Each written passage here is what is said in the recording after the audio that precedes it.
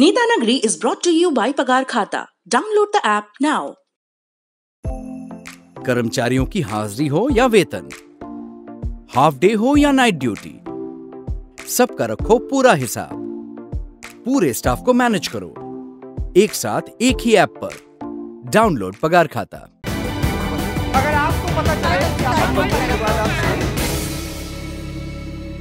नमस्ते, मेरा नाम सौरभ द्विवेदी है। आप लल्लन टॉप का वीकली पॉलिटिकल शो नेतानगरी देख रहे हैं, जिसमें हम सियासत के अलग अलग पहलुओं पर बात करते हैं। इसमें मेरे साथ होते हैं मेरे सहयोगी निखिल। निखिल, आपका एक लंबे ब्रेक के बाद फिर से स्वागत है नेतानगरी में। और उसी को लेकर के मैं आज सबसे पहले दर्शकों से बात करना चाहता था। श्वेतांक हमारे यहाँ सिनेमा करते हैं और उन्होंने एक बार मुझे ध्यान दिलाया कि हमारे यहाँ ललन इंडिया टुडे की जो इमारत है उसमें एक मेडिकल रूम भी है। जब आपको कोई मेडिकल इमरजेंसी होती है, आप ऑफिस के अंदर ही जा सकते हैं और आप एक वहां पे बैठे होते हैं अटेंडेंट, आप पहले उनसे मिलते हैं। तो उसके दरवाजे पर एक लाइन लिखी हुई, hits you harder than you think. उन्होंने ऐसे बता दिया, मैंने कहा ठीक है यार, ये एक अच्छा कोट है। वो मुझे मैं उसका मर्म कब समझा, वो अभी की बात है। मैं 1.5 महीना लगातार बाहर रह के आया, असम चला गया, बंगाल चला गया, गुजरात चला गया, महाराष्ट्र चला गया, एमपी से होते हुए दिल्ली आ गया।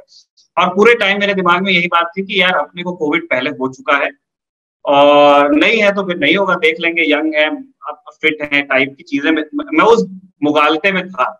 लेकिन जो सबसे सेफ जगह मैं जब अपने घर में आकर के बैठा 2-3 दिन रहा, वहां मैं संक्रमण से ग्रसित हुआ। तो इस बीमारी को बिल्कुल लाइटली मत लीजिए। और इसी से नत्ती करके मैं ये रिक्वेस्ट करना चाहता हूँ हमारे तमाम दर्शकों से, टीके की कमी है, बहुत लोगों के पास एक्सेस नहीं है, उन्हें बिल्कुल इंतजार करना चाहिए अपने को सुरक्षित रखते हुए। लेकिन एक बहुत बड़ी संख्या है मेरे ही जानने पहचानने वाले लोगों में जिनके पास टीके का एक्सेस है, लेकिन वो किसी डर के चलते, भ्रम के चलते नहीं ले रहे हैं। तो प्लीज उस हेजिटेंसी से बाहर आइए। Unless you have a medical condition, तमाम टीके जो भारत में फिलहाल उपलब्ध हैं वो रीजनेबली सेफ हैं, तो आप उनको कंसिडर कर सकते हैं। सुरक्षित रहिए। ये बीमारी जितनी नॉर्मल लगती है उतनी है नहीं। नेतानगरी के इस सत्र में हम बात करेंगे 2 पहलुओं पर। पहला पहलू, भारतीय जनता पार्टी, देश की सत्तारूढ़ पार्टी और देश के सबसे बड़े प्रदेश उत्तर प्रदेश की सत्तारूढ़ पार्टी। कोविड की दूसरी वेव के बाद जो बीजेपी के सबसे बड़े कैंपेनर हैं, बीजेपी का सबसे बड़ा चेहरा है, और जिनको लेकर भारतीय जनता पार्टी आश्वस्त रहती है कि आखिरी में वो आएंगे और अगर बिसात कमजोर पड़ रही है तो दांव उलट जाएगा। ऐसे नरेंद्र मोदी, उनकी छवि पर क्या असर पड़ा है? भारतीय जनता पार्टी कोविड की दूसरी वेव के बाद अपनी रणनीति में किस तरह के बदलाव कर रही है, और खास तौर पर उत्तर प्रदेश के संदर्भ में जहां से 80 सांसद दिल्ली आते हैं, वहां पर क्या स्थिति है? योगी आदित्यनाथ की सरकार कैसा परफॉर्म कर रही है? इमेज मैनेजमेंट कैसा हो रहा है? मंत्रिमंडल में फेरबदल की लगातार खबरें चल रही हैं। इन सब के बीच जब एक बड़ी सांगठनिक बैठक हुई लखनऊ में पार्टी के राष्ट्रीय संगठन महासचिव BL संतोष के नेतृत्व में, तो उन बैठकों के बाद जो अटकलों का दौर शुरू हुआ, उनका क्या आधार है और उत्तर प्रदेश को लेकर बीजेपी के सामने क्या चुनौतियां हैं, क्या अवसर हैं, इन पर विस्तार से बात करेंगे। साथ में बात करेंगे बहुजन समाज पार्टी पर, जिसका न्यूक्लियस उत्तर प्रदेश में है। क्या BSP एक स्पेंट फोर्स है? क्या मायावती एक हारी हुई लड़ाई लड़ रही हैं? लगातार 2012 से चुनाव हारने के बाद 12 हारी, 17 हारी, 14 और 19 का लोकसभा हारी, या रिवाइवल की गुंजाइश है? बसपा में अगली पीढ़ी के कौन दावेदार हैं? और इन सब के बीच एक खबर जो बीते दिन आई, जब हम शुक्रवार को ये बातचीत रिकॉर्ड कर रहे हैं, तो गुरुवार का डेवलपमेंट है कि जो विधानसभा में बसपा के नेता थे लालजी वर्मा, उन्हें मायावती ने पार्टी से निकाल दिया है। इसके अलावा एक और वरिष्ठ नेता थे राम अचल राजभर, उनको भी पार्टी से निकाल दिया गया है। तो एक लंबी फेहरिस्त है जो राशिद मसूद, सोनेलाल पटेल से शुरू होती है और यहां तक आती है। तो बसपा की चुनावी संभावनाओं पर भी चर्चा करेंगे। इस पूरी बातचीत में हमारे साथ होंगे हमारे सहयोगी निखिल भाट और 2 मेहमान जो कृपापूर्वक नेतानगरी में अपनी आमद दर्ज करवाने के लिए राजी हुए हैं। बद्री नारायण जी प्रयागराज स्थित गोविंद वल्लभ पंत सामाजिक अध्ययन संस्थान के निदेशक हैं। एक परिचय और है बद्री नारायण जी का, बल्कि 2। Badri Narayan ji right wing politics पर अपनी प्रखर टिप्पणियों के लिए जाने जाते हैं और इनकी अभी हाल ही में एक किताब आई, मैं आखिरी में भी रेकमेंड करूंगा, और जो इस वक्त मेरे हाथ में है, ये रिपब्लिक ऑफ हिंदुत्व, जल्द ही किताब वाला में आपको बातचीत दिखेगी। ये पेंगुइन से किताब है, हाउ द संघ इज रीशेपिंग इंडियन डेमोक्रेसी। इस किताब के लेखक और भी कई किताबों के, काशीराम के ऊपर एक बहुत डिटेल्ड बायोग्राफी लिखी है बद्री नारायण जी ने। और बद्री नारायण जी का जो परिचय मेरे ही के सबसे करीब है वो इनका कवि स्वरूप वाला परिचय है। बद्री नारायण जी ने हाल ही में कुछ नई कविताएं लिखी जो आपको लल्लन टॉप पर पढ़ने को मिल जाएंगी। और मैं अपने प्रोड्यूसर साहब से दरख्वास्त करूंगा कि नेता नगरी के भी डिस्क्रिप्शन के लिंक में उन कविताओं का लिंक दें। बद्री नारायण जी, बहुत बहुत स्वागत है। धन्यवाद, धन्यवाद सौरभ जी, बहुत अच्छा लगा आपके शो में आकर के, आपसे बात करके हमेशा अच्छा लगता है। दूसरे मेहमान हैं हमारे मित्र और जिनकी राजनीतिक सूझबूझ और राजनीति के अध्ययन के लिए जिस किस्म की मेहनत और तैयारी की जरूरत है उसके सजीव वाहक संतोष कुमार जी। संतोष कुमार जी भारतीय जनता पार्टी की राजनीति पर लंबे समय से नजर रखे हुए हैं, इसके उतार चढ़ाव, इसके बदलाव। संतोष कुमार जी लेखक भी हैं और इनकी जो एक किताब मुझे सबसे दिलचस्प लगती है पढ़ने में वो 2019 के लोकसभा चुनाव पर है। और आपने बहुत सारी किताबें पढ़ी होंगी उन चुनाव पर, लेकिन इस किताब की खासियत ये है कि इसमें बीजेपी की इस चुनाव की तैयारियों के जो बारीक ब्यौरे हैं, चाहे वो डेटा के लेवल पर हो चाहे रणनीति के लेवल पर हो, संतोष कुमार जी ने उस किताब में विस्तार से लिखा है और हमने किताब वाला में इस पर बात भी की थी। संतोष कुमार जी, एक बार फिर से नेता नगरी में आपका बहुत बहुत स्वागत है। धन्यवाद। मैं मेरी स्मृति साथ नहीं दे रही, वो किताब प्रभात प्रकाशन का ही है? जी बिल्कुल, प्रभात प्रकाशन से, भारत कैसे हुआ मोदी में। भारत कैसे हुआ मोदी में, तो साथ दे रही है मतलब स्मृति। संतोष जी, पहला सवाल मेरा आपसे है और बहुत सीधा सवाल है, बिल्कुल चाय के नुक्कड़ पे जो सवाल पूछा जाता है, यूपी में क्या हो रहा है? सौरभ जी, बिल्कुल यूपी में जो भी हो रहा है इस वक्त वो मेरे जानकारी के मुताबिक और जो मैंने इसमें बातचीत की है उसके हिसाब से ये सिर्फ शोर है, इसमें कहीं कोई सत्यता अभी नहीं है। और मैं स्पष्ट तौर से ये बताना चाहूंगा कि यूपी में फिलहाल कोई नेतृत्व परिवर्तन होने नहीं जा रहा है। संगठन और दोनों ही स्तर पर, दोनों ही स्तर पे ना तो प्रदेश अध्यक्ष बदले जा रहे हैं अभी तक की जानकारी के मुताबिक बता रहा हूं मैं आपको, और ना ही नेतृत्व परिवर्तन योगी जी को हटाया जा रहा है और ना ही कैबिनेट में कोई रिशफल हो रहा है। अच्छा, उसमें भी कोई जुड़ाव घटाव नहीं? उसमें कोई जुड़ाव घटाव नहीं हो रहा है। उसके पीछे रीजन मैं आपको बताता हूं कि अभी समय बहुत कम है। अगर नेतृत्व परिवर्तन होता, जब आप चुनाव में जाने वाले हैं, मुश्किल से 5-6 महीने का समय बचा है, अगर साल भर का समय होता तो फिर आप कर सकते थे। लेकिन अभी मान लीजिए अगर आपने कुछ लोगों को मंत्री बनाया, स्वाभाविक तौर से जिनको आप नहीं बनाएंगे वहां नाराजगी होगी, और जिनको बनाएंगे आप ये कहेंगे हम जैसे लोग ही, हम मीडिया में जो बैठे लोग हैं और बाकी लोग भी कहेंगे कि ये राजनीतिक लॉलीपॉप आपने कुछ ऐसा थमा दिया। तो अभी इसका कोई अभिप्राय नहीं है, मतलब इसका कोई औचित्य भी नहीं है कि आप ऐसा करें तो आपको बेनिफिट क्या होगा। मान लीजिए प्रदेश अध्यक्ष के तौर पे जो बार बार चल रहा है कि केशव प्रसाद मौर्य को ले आएंगे, लेकिन अगर अभी अगर उनको ले भी आएंगे तो फिर अभी 2-3 महीने में अपनी वो टीम बनाएंगे, फिर काम करेंगे, तो आखिर चुनाव कब लड़ेंगे? तो एज ऑफ नाउ जो पार्टी की स्ट्रेटजी है उसमें कहीं भी कोई बदलाव नहीं होने जा रहा है जी, जो मेरी जानकारी है अभी तक के हिसाब से। पर इतना हल्ला बरपा हुआ है, लखनऊ में बरपा हुआ था 2-4 दिन, और सब खबरें चल रही थी कि सुनील बंसल जो संगठन मंत्री हैं वो दिल्ली आए, फिर दत्तात्रेय होसबले जी की वहां पर विजिट होती है और सारी चीजों की, उनके पीछे क्या आधार था? बस ऐसी सुर्गेबाजी थी सियासत? निश्चित तौर से नहीं, इसमें 2 तरह की चीजें हैं। एक तो कई बार जब चुनाव का मौसम आ गया है तो एक जो विपक्ष की ओर से भी बहुत सारी चीजें उठाई जाती हैं जिसको प्रोपगेट कह सकते हैं, या आप कह लीजिए उनकी एक रणनीति हो सकती है, वो मैं उसको प्रोपगेट नहीं कहूंगा, विपक्ष की रणनीति होगी अपनी वो। एक जो दूसरा अहम फैक्टर है वो इंटरनल, जो आप कहते हैं इंटरनली भी कुछ लोग इस चीज को हवा देने की स्थिति में, जिनको अभी तक जो मनमाफिक चीजें नहीं मिली है। तो ये 2 रीजन है, एक तो विपक्ष की ओर से और दूसरा जो योगी जी से नाराज, योगी जी के कार्यशैली से नाराज और योगी जी के आसपास जो लोग हैं उनसे नाराज हो सकते हैं।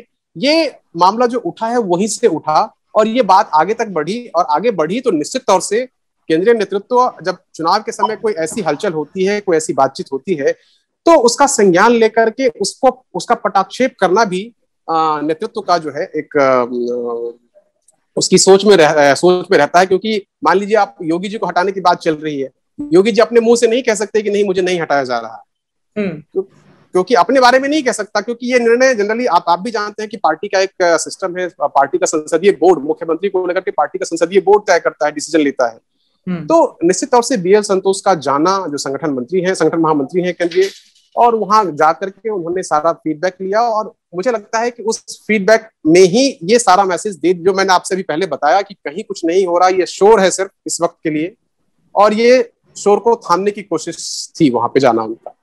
मीटिंग के दौरान रात में जब ये सब अटकलें चल रही थी, तब बीएल संतोष के धड़ाधड़ ट्वीट आते हैं योगी आदित्यनाथ के नेतृत्व की प्रशंसा करते हुए, और बीच मीटिंग में मैसेज डिलीवर करने की ये अदा मुझे छत्तीसगढ़ के टिकट वितरण की याद दिलाती है। अगर आप मेरे दर्शकों को एक बार फिर से वो प्रसंग बता सकें।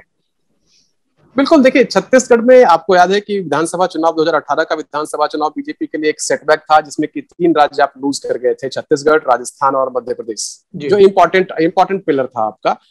तो ये था कि छत्तीसगढ़, राजस्थान और मध्य प्रदेश की जो हार थी, आपने भी चुनाव कवरेज किया था, आपको भी याद होगा, छत्तीसगढ़ और मध्य प्रदेश और राजस्थान में जो हार थी उसमें वोट शेयर में बहुत ज्यादा अंतर नहीं था। मतलब इवन मुझे लगता है कि मध्य प्रदेश में वोट शेयर कांग्रेस से 0.2% ज्यादा ही था बीजेपी का। तो वोट शेयर में अंतर नहीं, लेकिन छत्तीसगढ़ में वो वोट शेयर काफी कम हो गया था, यानी आप लोग काफी नीचे आ गए थे। तो पार्टी को ये लगा था कि यहाँ एक बड़े बदलाव की जरूरत है, तो उन्होंने पार्टी मतलब जो कोर ग्रुप की मीटिंग होती है टिकट वितरण से पहले, आपको मालूम है, तो उस मीटिंग में कह दिया गया था कि आप नए चेहरों पर विचार करिए। लेकिन क्या है कि कोर ग्रुप जो बैठता है उसमें स्टेट लीडरशिप होती है। अब स्टेट लीडरशिप में सीएम और बाकी लोग होते हैं, तो कुछ जो नाम थे वो नहीं हटाया गया। खासतौर से आप रमन सिंह के बेटे अभिषेक सिंह की बात कर रहा हूं मैं, वो भी नाम मौजूद था। तो सांसद थे। हाँ, तो दोबारा जब पैनल आया तो उसमें कुछ पुराने नाम दिखे।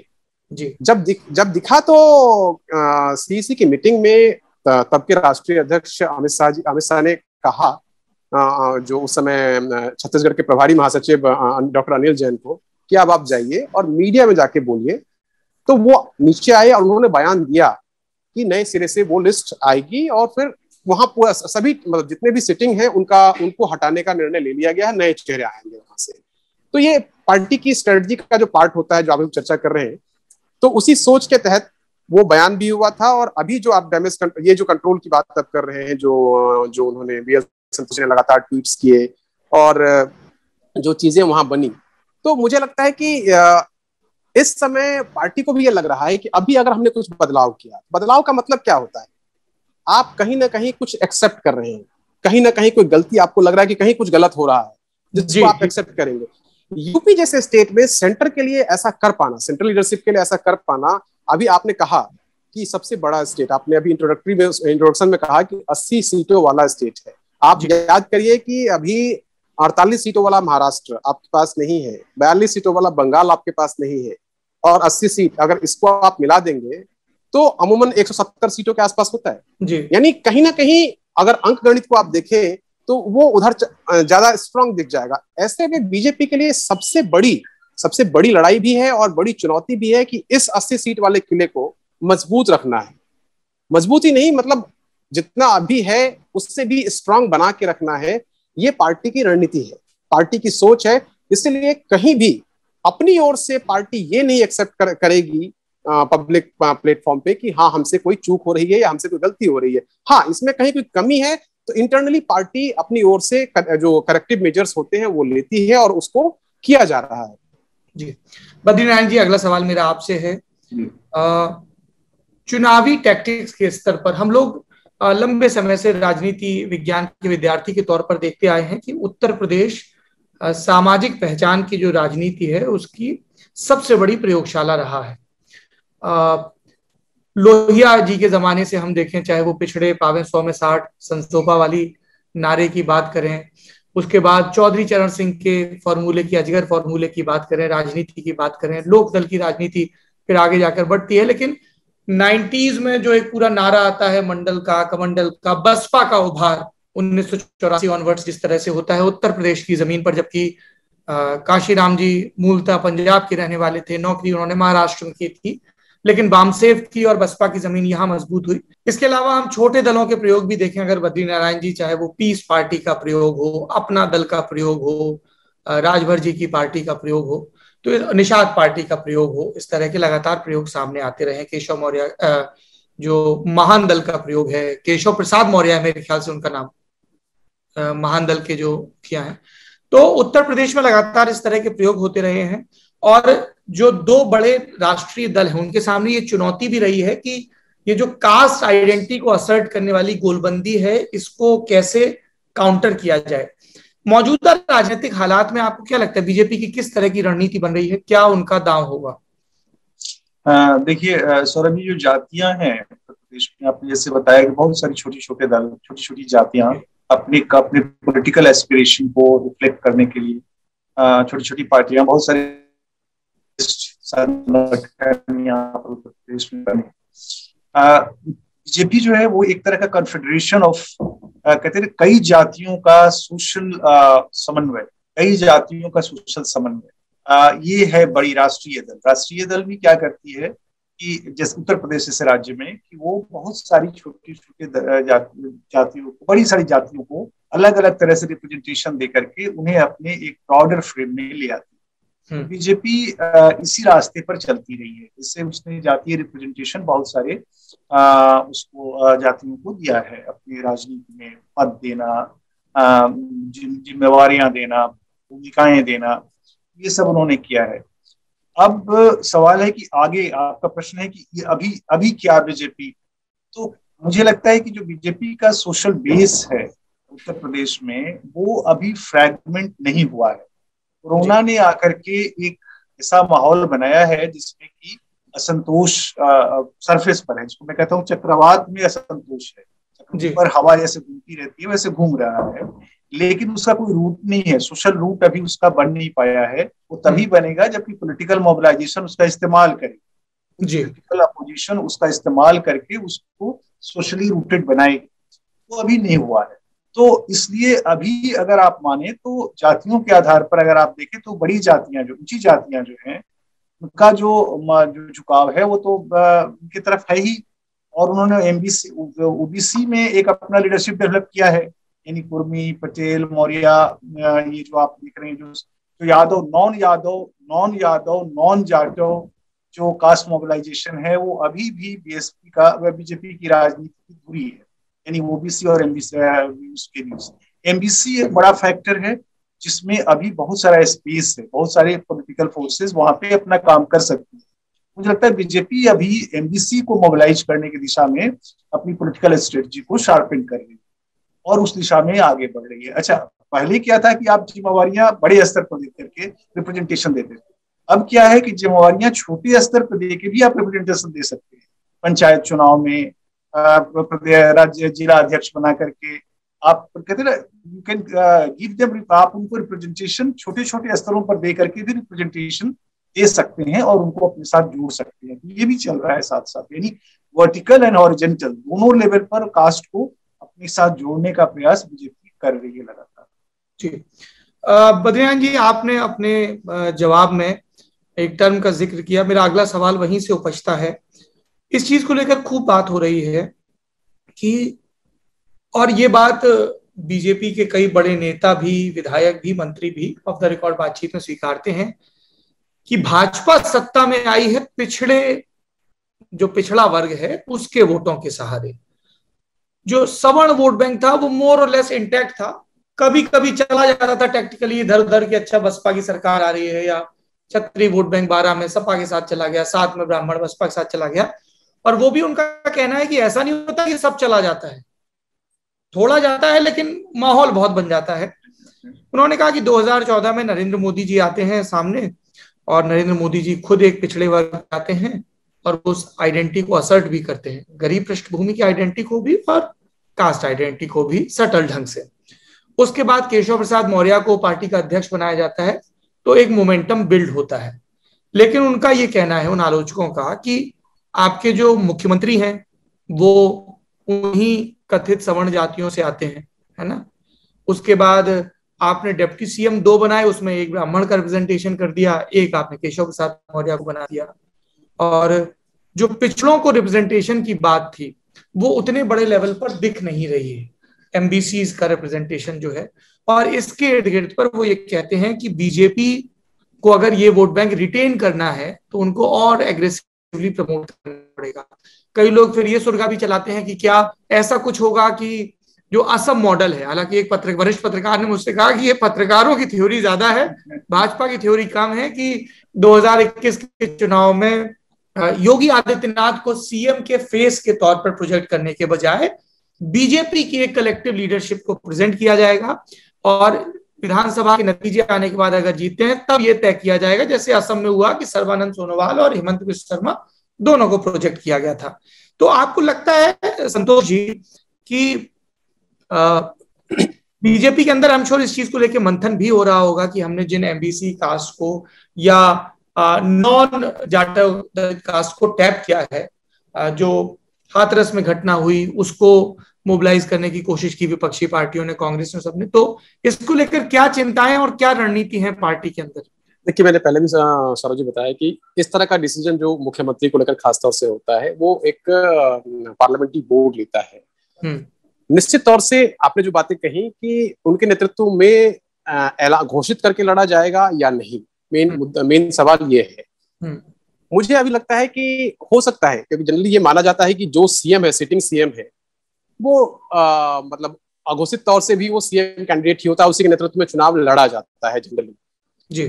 तो मुझे ये लग रहा है कि पार्टी की ये स्ट्रेटजी जरूर हो सकती है कि अगली बार जब हम चुनाव लड़े तो पहले से घोषित करके ना करके एक कलेक्टिव लीडरशिप के तहत जा सकती है पार्टी। लेकिन ये डिसीजन अभी पार्टी में कोई फाइनल अभी नहीं हुआ है।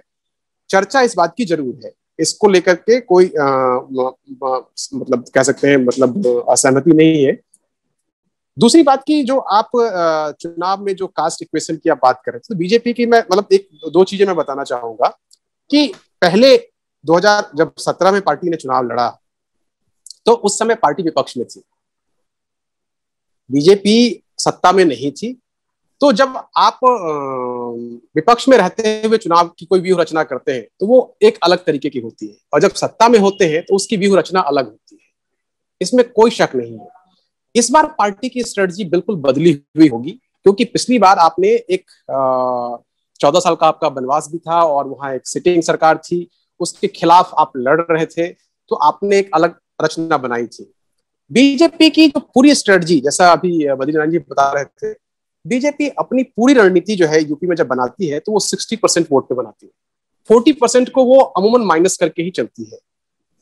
60% पे जिसमें नॉन जाटव, फॉरवर्ड क्लास और बैकवर्ड क्लास, जिसकी बात अभी हो रही थी, बाकी जो 40% है जिसमें कि 10% जाटव, 10% यादव लगभग और 20% के आसपास जो है मुस्लिम्स कम्युनिटी है।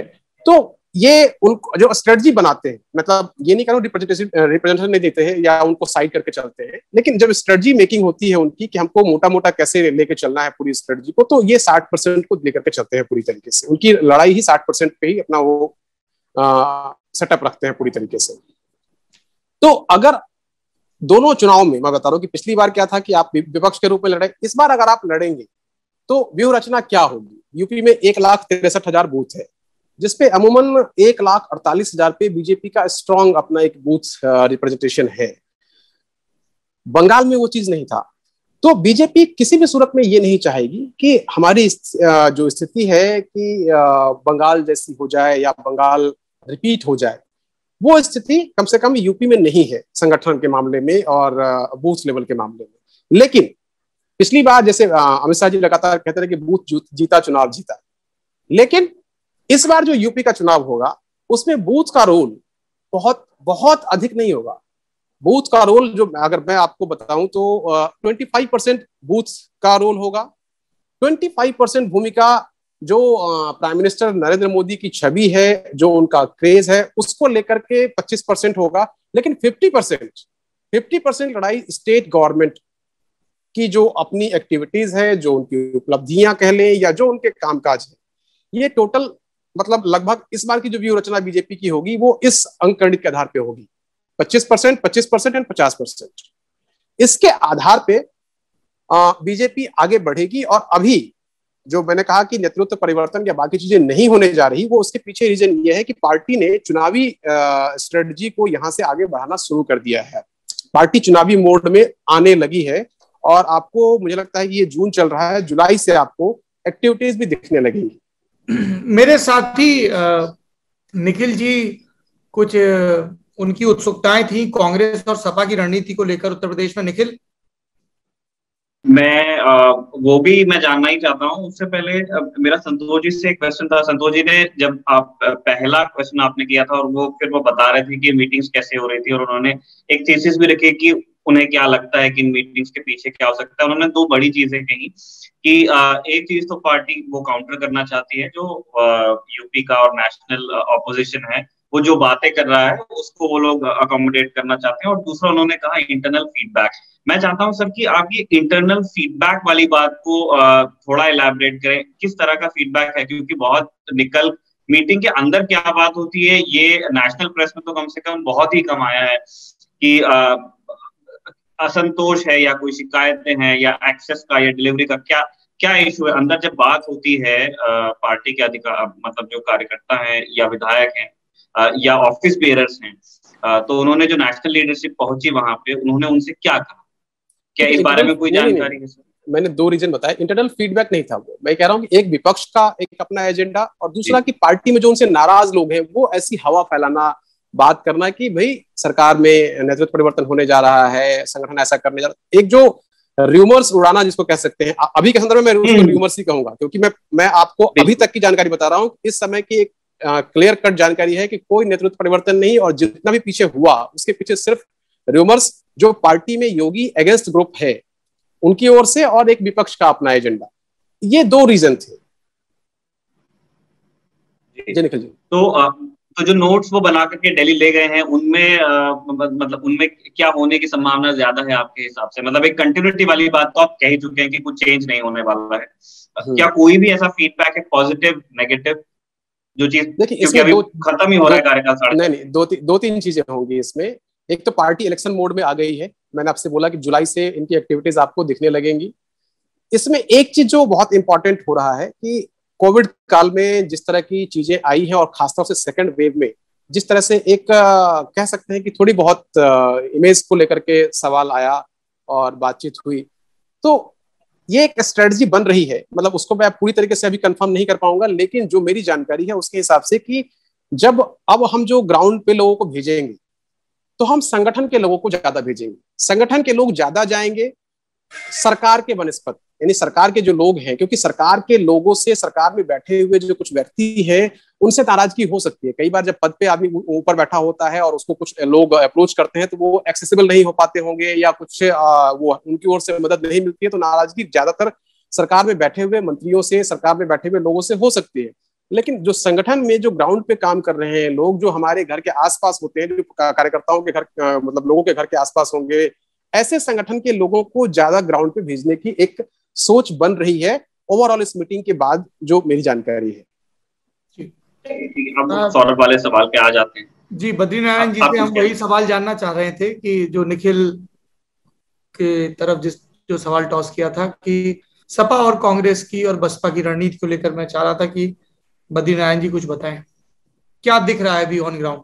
देखिए, ऑन ग्राउंड अगर आप देखें तो सपा वैसे दो लेवल है सपा को समझने का। एक जो सपा का जो लोकल ऑर्गेनाइजेशन है वो उसकी अपनी एक्टिविटीज, लोकल ऑर्गेनाइजेशन की एक्टिविटीज सपा की तो बड़ी है। इधर करीब जब से ये कोरोना का चला है, तो कोरोना में इनको भी एक स्पेस दिख रहा है कि इससे हम अपने को मोबिलाइज कर सकते हैं, एक तरह से रीबिल्ड कर सकते हैं। सपा एक तरह से निराशा की फीस से गुजर रहा था एक खास तरह से, उसको रीबिल्ड करने का एक मौका मिला है।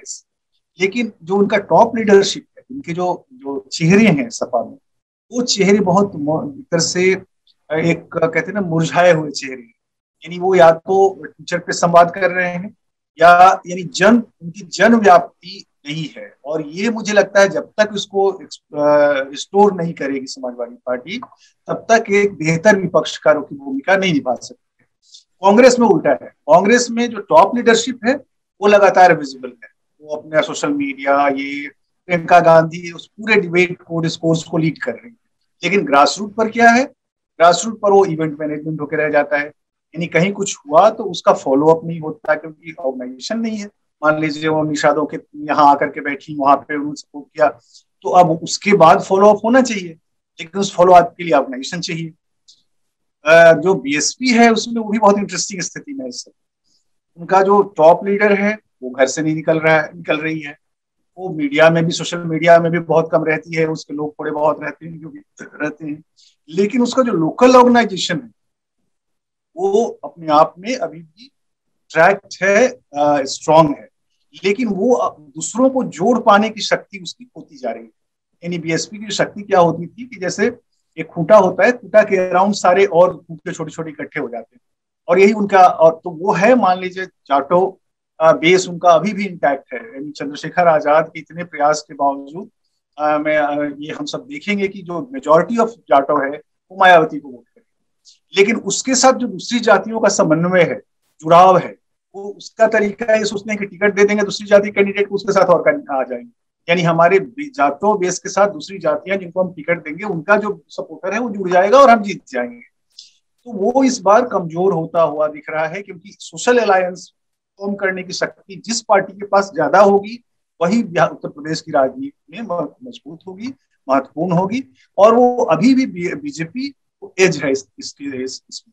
समाजवादी पार्टी, बीएसपी और कांग्रेस के तुलना में अगर देखें, बीजेपी को अभी भी उसमें एक प्रभावी भूमिका है, क्योंकि उसने अलग अलग कारणों से ढेर सारे सोशल ग्रुप्स को अपने तरफ जोड़ रखे हैं। रिप्रेजेंटेशन का आपने सवाल किया, बहुत अच्छा है कि ऊपर में वो रिप्रेजेंटेशन नहीं दिख रहा है, लेकिन जैसा मैंने बोला कि रिप्रेजेंटेशन के मल्टीपल लेयर्स होते हैं पार्टी में। जैसे मान लीजिए आपने एमएलए का टिकट दे दिया, बहुत सारे एक जाति के 10 लोग या 5 लोग एमएलए होके आ जाते हैं, तो वो अपने को एक विजिबिलिटी उसको मिल जाती है।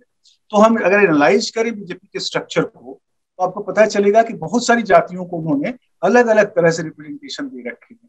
मिनिस्ट्री में भले ना दिखे वो चेहरे, भले ही वो चेहरे योगी और योगी के साथ न दिखे, लेकिन हॉरिजॉन्टल पॉलिटिक्स में उन्होंने बहुतों को अपने साथ कॉन्शियसली जोड़ा है, यानी वो उनकी स्ट्रेटेजी का हिस्सा है। It's well planned strategy.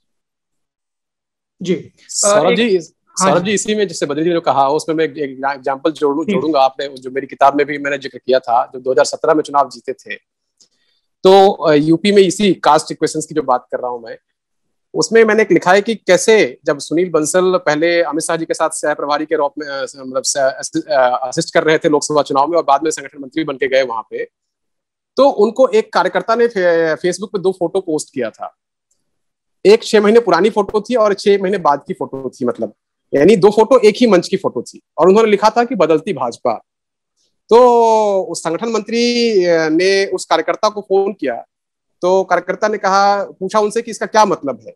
तो उन्होंने ये बताया कि भाई साहब, आप उस दोनों फोटो को देखिए, यानी जो पहली वाली जो तस्वीर थी, उसमें मंच पे मैक्सिमम फॉरवर्ड क्लास के जो रिप्रेजेंटेटिव हैं वो ज्यादा बैठे हुए थे, लेकिन जो नेक्स्ट फोटो था उसमें एमबीसी, दलित्स और फॉरवर्ड कास्ट, यानी कास्ट का पूरा एक गुलदस्ता बना करके, सामाजिक समीकरण का एक गुलदस्ता बना करके रखा हुआ था। जो ये अभी बद्री जी कह रहे हैं कि बीजेपी एक कनेक्ट करके रखी हुई है बीजेपी, और बीजेपी में एक चीज, जो बीजेपी की स्ट्रेटजी का जो भी मैं जिक्र कर रहा हूँ, उसमें बिल्कुल सही बात है कि बीजेपी अभी मायावती को लेकर के बहुत क्लियर नहीं है। मायावती कहाँ है, क्या कर रही है, मायावती को लेकर अभी कोई क्लैरिटी बीजेपी के अंदर नहीं है, क्योंकि वो कहीं दिख नहीं रही है। हाँ, लेकिन अखिलेश को लेकर के जो समाजवादी पार्टी है, उसको लेकर के पार्टी बहुत क्लियर है कि पंचायत चुनाव के रिजल्ट के बाद ये एक एहसास हुआ है कि ठीक है, एक अपोजिशन भी अपने आप को थोड़ा सा अपने आप को आगे बढ़ाता हुआ दिख रहा है, लेकिन जो बाकी जो 20% वाला मामला है उसको बीजेपी पूरी तरीके से माइनस करके ही चले। जी, सपा के केस में तो वो दिख ही रहा है कि उनके पास नेता है, काडर है, नैरेटिव नहीं है काउंटर करने के लिए। बद्रीनारायण जी, मेरा आखिरी सवाल आपसे है, बसपा में फिर से उठापटक दिख रही है और इस चीज को लेकर बहुत चर्चा हो रही है और दशकों से हो रही है, दरअसल मतलब कम से कम 6-8 साल से तो हो ही रही है कि मायावती का राजनीतिक वारिस कौन। इन बिंदुओं पर अगर आप प्रकाश डाल सकें, लालजी वर्मा वगैरह को हटाया जो मैंने शुरुआत में बताया था वो। ये मायावती का, जब तक मायावती है कोई वारिस नहीं, वैसे मायावती खुद अपना वारिस है। लेकिन जैसा होता है कि पॉलिटिक्स में आप दूसरे को कल्टीवेट करते हैं, पॉलिटिक्स जो वही पॉलिटिक्स सफल होती है जो अपना सेकंड लीडरशिप पैदा करती है। तो अगर आप वैसे देखें तो जो इस तरह होता क्या है कि बीएसपी भी धीरे धीरे एक परिवार की पार्टी जैसी, यानी इसका एक डेमोक्रेटिक जो चरित्र है टॉप लेवल पे वो खत्म हो गया है। तो ऐसे में अगर आप देखें तो उनका जो भतीजा है वो सेकंड लीडरशिप के रूप में इमर्ज कर सकता है।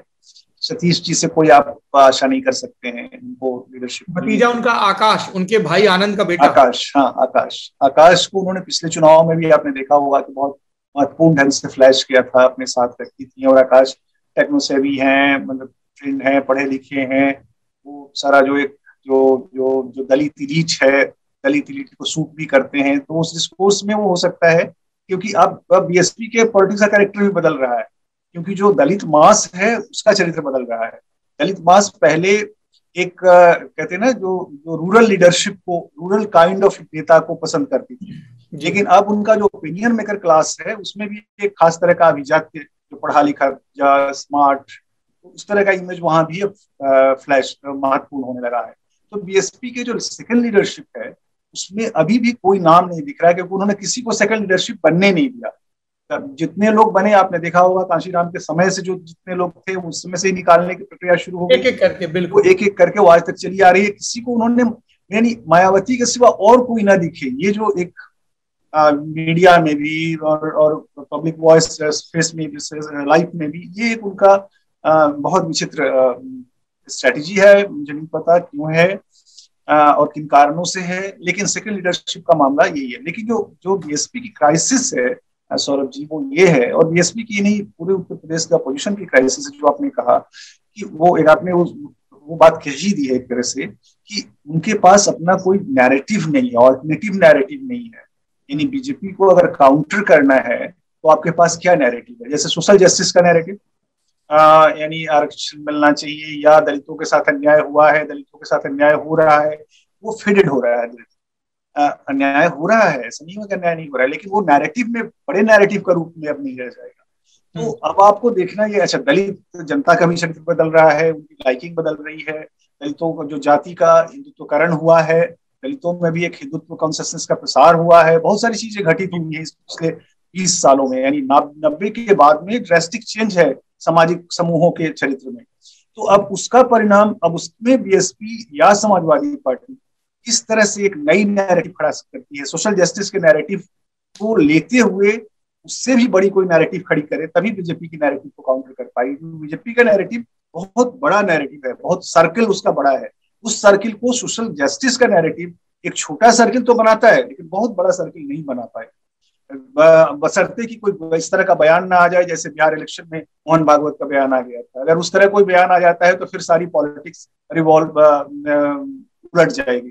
तो एक नैरेटिव की, भाषा की क्राइसिस, यानी बीएसपी की क्या भाषा होगी अगले राजनीति में, मोबिलाइजेशन की लैंग्वेज क्या होगी, नैरेटिव क्या होगा, ये क्राइसिस बीएसपी के साथ भी है, एसपी के साथ भी। कांग्रेस के साथ ही क्राइसिस नहीं, कांग्रेस के पास क्लियर कट नैरेटिव है उसके पास, लेकिन उसके पास क्राइसिस उत्तर प्रदेश में मास बेस कार्डर्स की, संगठन की, जो नहीं है। और वो कैसे बनेगा ये लगता है कांग्रेस और नेता। हालांकि मैंने कहा था कि ये आखिरी सवाल है, पर आप दोनों विद्वानों से एक सवाल, कॉमन सवाल है दोनों लोगों से। संतोष जी, समय है 5 मिनट का? बिल्कुल। ये अगर हम फेज देखें जो इलेक्शन की होते हैं, तो वेस्टर्न यूपी से इलेक्शन शुरू होता है। किसान आंदोलन का जो असर है वो हमें पंजाब, हरियाणा और पश्चिमी उत्तर प्रदेश में नजर आता है। पश्चिमी उत्तर प्रदेश से ही, चाहे 2014 का चुनाव हो, मुजफ्फरनगर के दंगों के बाद जो एक रीअरेंजमेंट हुआ कास्ट पॉलिटिक्स का, या और भी नैरेटिव थे, सिर्फ वही एक नहीं था, 2017 के चुनाव की बात हो सब, तो क्या इसको लेकर भी कुछ बीजेपी को सशंकित होना चाहिए कि वेस्टर्न यूपी में उन्हें नए सिरे से चुनौतियों का सामना करना पड़ेगा किसान आंदोलन के आलोक में? इसको लेकर पार्टी में अंदर खाने किस तरह की चर्चा है संतोष जी? सौरभ जी, देखिए, किसान आंदोलन को लेकर बहुत स्पष्ट है। जब आंदोलन चल रहा था स्टार्टिंग में, आपको याद होगा, और प्राइम मिनिस्टर ने लोकसभा और राज्यसभा के अंदर जब अपने संबोधन किए थे, मैसेज बहुत क्लियर था उनका। स्पष्ट तौर से है कि हमने जो किसानों के हित में काम किए हैं, और ये जो आंदोलन हो रहा है, उनका ये मानना है पार्टी का कि ये कहीं ना कहीं एक प्रायोजित तरीके से किया गया है।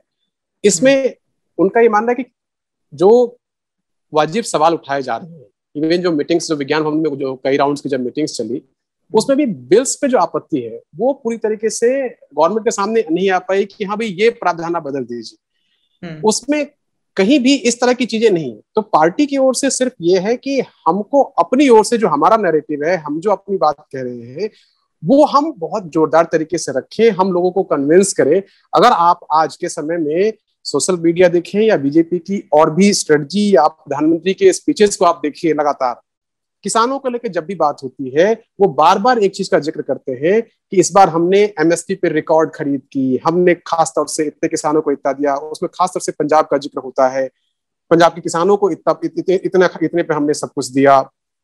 तो बार बार उसका जिक्र हो रहा है गवर्नमेंट फोरम से। और गवर्नमेंट खास तौर से मैं एक चीज बताऊंगा कि किसानों को लेकर के जो नीति है सरकार की, अगर आप देखेंगे तो सरकार अपनी ओर से ये बताना, सरकार और पार्टी दोनों ये बताना चाह रही है कि किसानों के साथ हर स्टेज में बीजेपी या सरकार कैसे खड़ी है।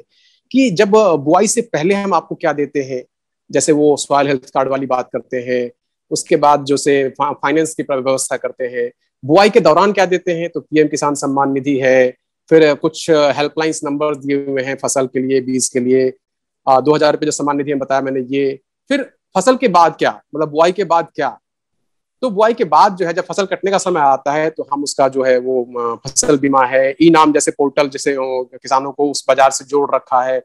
तो कुछ ऐसी चीजें हैं जो ये सरकार अपनी ओर से कि हमारे उनका ये मानना है कि हमारे पास दिखाने को बहुत कुछ है, लेकिन अभी जानबूझ के कुछ लोगों ने मिल करके उसको बरगलाया है कुछ लोगों को, और इसलिए किसान आंदोलन इतना आगे है। बीजेपी अपनी ओर से इन सब चीजों को जो उन्होंने काम किए हैं और जो काम किए जा रहे हैं उस नैरेटिव्स को लेकर के एक कन्विंस करने की कोशिश करेगी। जी बद्रीनारायण जी। देखिए सौरभ जी, मेरा ये मानना है, एक स्टोरी का एक साइड संतोष जी ने बोला, दूसरी साइड में बताना चाहूंगा जी कि अगर आप ट्रैक देखें पंजाब किसान आंदोलन के प्रभाव, किसान आंदोलन का प्रभाव तो पड़ेगा अगले चुनाव के जो पूरी जो स्वरूप है उस किसी न किसी रूप में पड़ेगा। डिस्कोर्स को तो प्रभावित करेगा ही, वोटिंग को भी प्रभावित करेगा, लेकिन किसको, कौन है, यानी पंजाब से लेके अगर आप देखें तो पश्चिमी प्रदेश और राजस्थान, ये कुछ 2-3 जातियों का बेस जो है किसान आंदोलन का, अगर आप बेस में देखें 2-3 जातियां महत्वपूर्ण, और वो 2-3 जातियां ही उनका लॉस होगा। उस लॉस को भरने के लिए जो जातीय कहते हैं ना, जाति को जाति से काटे, यानी फिर वो वहां पर जाति का कैंडिडेट लड़ेगा और जातीय कैंडिडेट लड़ेगा तो उस लॉस को वो रिकवर करने की कोशिश करेंगे। अगर आप देखें तो किसान आंदोलन, वैसे किसान आंदोलन नेता कहते हैं कि पूरे देश का आंदोलन, उत्तर प्रदेश, बिहार भी है, पश्चिम बंगाल भी, हर जगह की रिप्रेजेंटेशन भी वहां दिखाई पड़ता है, लेकिन वहां पर वो पॉपुलर नैरेटिव नहीं बन पाया। पॉपुलर नैरेटिव वो इन्हीं क्षेत्रों में बना है जो दिल्ली के आसपास, हरियाणा, पश्चिमी प्रदेश और पंजाब। और यहाँ पर जो बीजेपी, फिर देखिएगा एक तरह से यानी जो अगेंस्ट में डोमिनेंट कास्ट वर्सेस अदर्स का एक सोशल अलायंस तैयार करेगी। जैसे जाट के वर्सेस जितनी अदर जातियां हैं वो, और जाट के तो वोट काटने की कोशिश ही करेगी, मतलब वो जाति से अगर उस जाति का कैंडिडेट लड़ेगा तो वो उनका अपना होगा, और शेष अदर जातियों को अपने साथ जोड़ेगी और जोड़ करके उनका मुकाबला करेगी। यानी क्राइसिस देखिए बीजेपी के साथ जो संतोषी करते हैं ना कि जो आप सही में कर रहे हैं, आप बताते हैं आपने ये किया, हमने ये किया, वो तो ठीक है, लेकिन क्या होता है कि चुनावों में एक बड़े नैरेटिव की जरूरत है। बड़ा नैरेटिव बीजेपी को अभी खड़ा करना है किसान आंदोलन को लेकर। अभी मुझे लगता है कि जो जद्दोजहद है वहां भी वो यही है कि ठीक है, हमें अपने को डिफेंड तो करना है, अपने पोजीशन को डिफेंड करना है, लेकिन पोजीशन का एक वृत्तांत तो खड़ा करना है। उस पोजीशन का वृत्तांत अभी खड़ा होना है, वो शायद अगले चुनाव को इवॉल्व करके आ जाए, और वो भी आएगा तो मोदी की तरफ से ही आएगा। आप देखिएगा उसको भी जो भाषा है वो मोदी ही देंगे, उसको कहते हैं उसमें भाव योगी जी भरेंगे, उसमें कहते हैं ना, लेकिन भाषा वही दी। तो ये एक मुझे लगता है कि इस तरह से ये राजनीति शायद होगी। और कोरोना, देखिए अभी हम लोगों ने जो बात नहीं करी, वो कोरोना, आपने शुरू में कहा था कोरोना का जो इम्पैक्ट है उसको और गहराई से हम लोग शायद ये बात, क्योंकि वो इनके ब्रांड मैनेजमेंट के लिए सबसे बड़ा ऑब्स्टेकल है। क्योंकि शायद ही कोई व्यक्ति हो जो ये ना जानता हो कि उसके करीब का कोई व्यक्ति ना गुजरा हो, है ना। तो जो आंकड़े को लेकर बात हो रही है कि आप नंबर नहीं, हर व्यक्ति के पास कहानी है अपनी एक, तो वो कितनी प्रभावी होगी। और सबसे बड़ी बात यह है कि जो एक मच रिपीटेड टर्म है टीना फैक्टर की, क्या कोई ऐसा क्रेडिबल अपोजिशन है जो ऐसा नैरेटिव पेश करे कि जो नाराजगी अगर इनसे है तो वो उस तरफ ट्रांसफर हो, जैसा बीजेपी कर ले गई 2014 या 2017 के चुनाव में? ठीक है संतोष जी, बद्रीनारायण जी, आपने इतना समय दिया, बातचीत की, बहुत बहुत धन्यवाद आपका।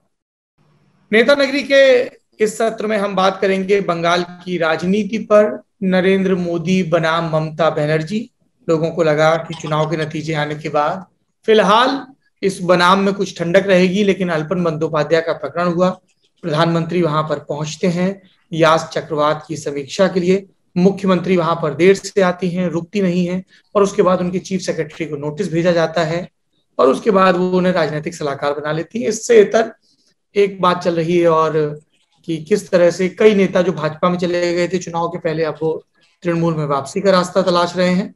और तीसरा बिंदु जिस पर कोलकाता में खूब चर्चा हो रही है, मुकुल रॉय का, ये सब सवाल है जो हमारे सामने, और इन पर बात करने के लिए हमारे साथ वरिष्ठ टिप्पणीकार जयंत घोषाल मौजूद है। जयंत, आपका बहुत बहुत स्वागत है। और पहला सवाल मेरे साथी निखिल पूछेंगे। सर, बात वहीं से हम शुरू करना चाहते हैं जहां से हाल में बात शुरू हुई है, अल्पन बंदोपाध्याय। जो चीज हो रही है वो तो हम दिल्ली में सुनते ही हैं। अब हम चाहते हैं ये बात वहां से शुरू होगी, अल्पन बंदोपाध्याय की यूटिलिटी क्या रही है ममता बनर्जी के लिए एज एन ऑफिसर और एज ए कॉन्फिडेंट, क्योंकि उन्होंने सब सीनियर मोस्ट पोजीशन पे ममता ने रखा था और जब उनको दिल्ली बुलाया जाता है तो वो टूथ एंड नेल फाइट करती है। तो इसे दो तरह से समझने की कोशिश हुई कि एक तो वो एडमेंट नेचर है कि नहीं, मैं अपना ऑफिसर नहीं भेजने वाली हूँ क्योंकि तुमने बुलाया है, और दूसरी बात ये कहेंगे कि नहीं, अल्पन बंदोपाध्याय का जो वहां पे करियर रहा है ममता बनर्जी सरकार में, उससे इतर भी उनकी संबंध है। क्या रोशनी डाल सकते हैं सर आप अल्पन बंदोपाध्याय की यूटिलिटी पे फॉर ममता बनर्जी इस प्रेजेंट विवाद से इतर में? देखिए, मैं आपको ये कहना चाहूंगा कि अल्पन बंदोपाध्याय के जो इशू आज जो सेंटर और स्टेट, बीजेपी और ममता, ये जो रिफ्ट, ये जो लड़ाई, इसके जो एकदम मुद्दा बन गया, इसमें जो आप पूछ रहे हैं कि अल्पन बंदोपाध्याय स्पेसिफिक, मतलब उनकी यूटिलिटी क्या है और अल्पन बंदोपाध्याय के लिए क्यों ऐसे कर रहे हैं, मुझे लगता है, मेरा जो परसेप्शन है कि ये actually Alapan Bandyopadhyay is not the issue. Actual issue है कि बीजेपी और दिल्ली के खिलाफ ममता के साथ जो है उसमें वो स्केपगोट बन गए। नहीं तो 87 में अल्पन बंदोपाध्याय आईएएस में आया और मैं 84 से जर्नलिज्म में अल्पन बंदोपाध्याय की पूरी जो ट्रैक रिकॉर्ड है मैंने देखा है। He was not popularly known as a Mamata's man, he was not, rather उसको होम सेक्रेटरी नहीं बनाया था और उसके कारण बहुत शिकायत हुआ था कि वो ममता बनर्जी अल्पन बंदोपाध्याय को इसीलिए नहीं बनाया कि वो ऑनेस्ट ऑफिसर है, वो एक्चुअली न्यूट्रल है। लेकिन बाद में एज चीफ सेक्रेटरी वो जब काम शुरू किए और ये उसका लास्ट पोस्टिंग था, तो उस समय भी हर इशू में वो बहुत टेक्स्ट बुक ब्यूरोक्रेट माना जाता है, किताब लिखे हैं, बहुत बहुत एजुकेटेड है, बहुत फर्स्ट हुआ था आईएएस में और स्कूल रिकॉर्ड भी बहुत अच्छा है। लेकिन इस बार क्या हुआ, इस इशू में Alapan Bandopadhyay was not the issue. Mamata Bandopadhyay ने ये जो किए हैं, मतलब प्राइम मिनिस्टर के इशू में जो प्रोटोकॉल को जो तोड़ना, मैं एज ए इंडिपेंडेंट जो विश्लेषक मुझे लगता है कि ममता बंदोपाध्याय को ये नहीं करना चाहिए, जितना भी बड़ा मतलब आपका इंपॉर्टेंट एजेंडा रहे। और इसके पहले भी ये हुआ है, ऐसे नहीं है कि ये पहली बार है।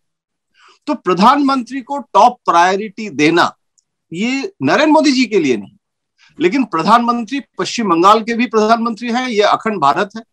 लेकिन उस समय ममता बनर्जी ने जो एक्सप्लेनेशन दे रहे हैं, और वो एक्सप्लेनेशन में मुझे लगता है ये कंडीशनल रिफ्लेक्स एक्शन जिसको हम लोग कहते हैं ना, वो शुभेंदु अधिकारी एक समय बीजेपी जय श्री राम बोलने से वो पॉलिटिकली इरिटेटेड कर देते थे ममता को, और आज भी शुभेंदु अधिकारी को नाम लेना, और क्योंकि this is the only victory point of BJP in this whole debacle.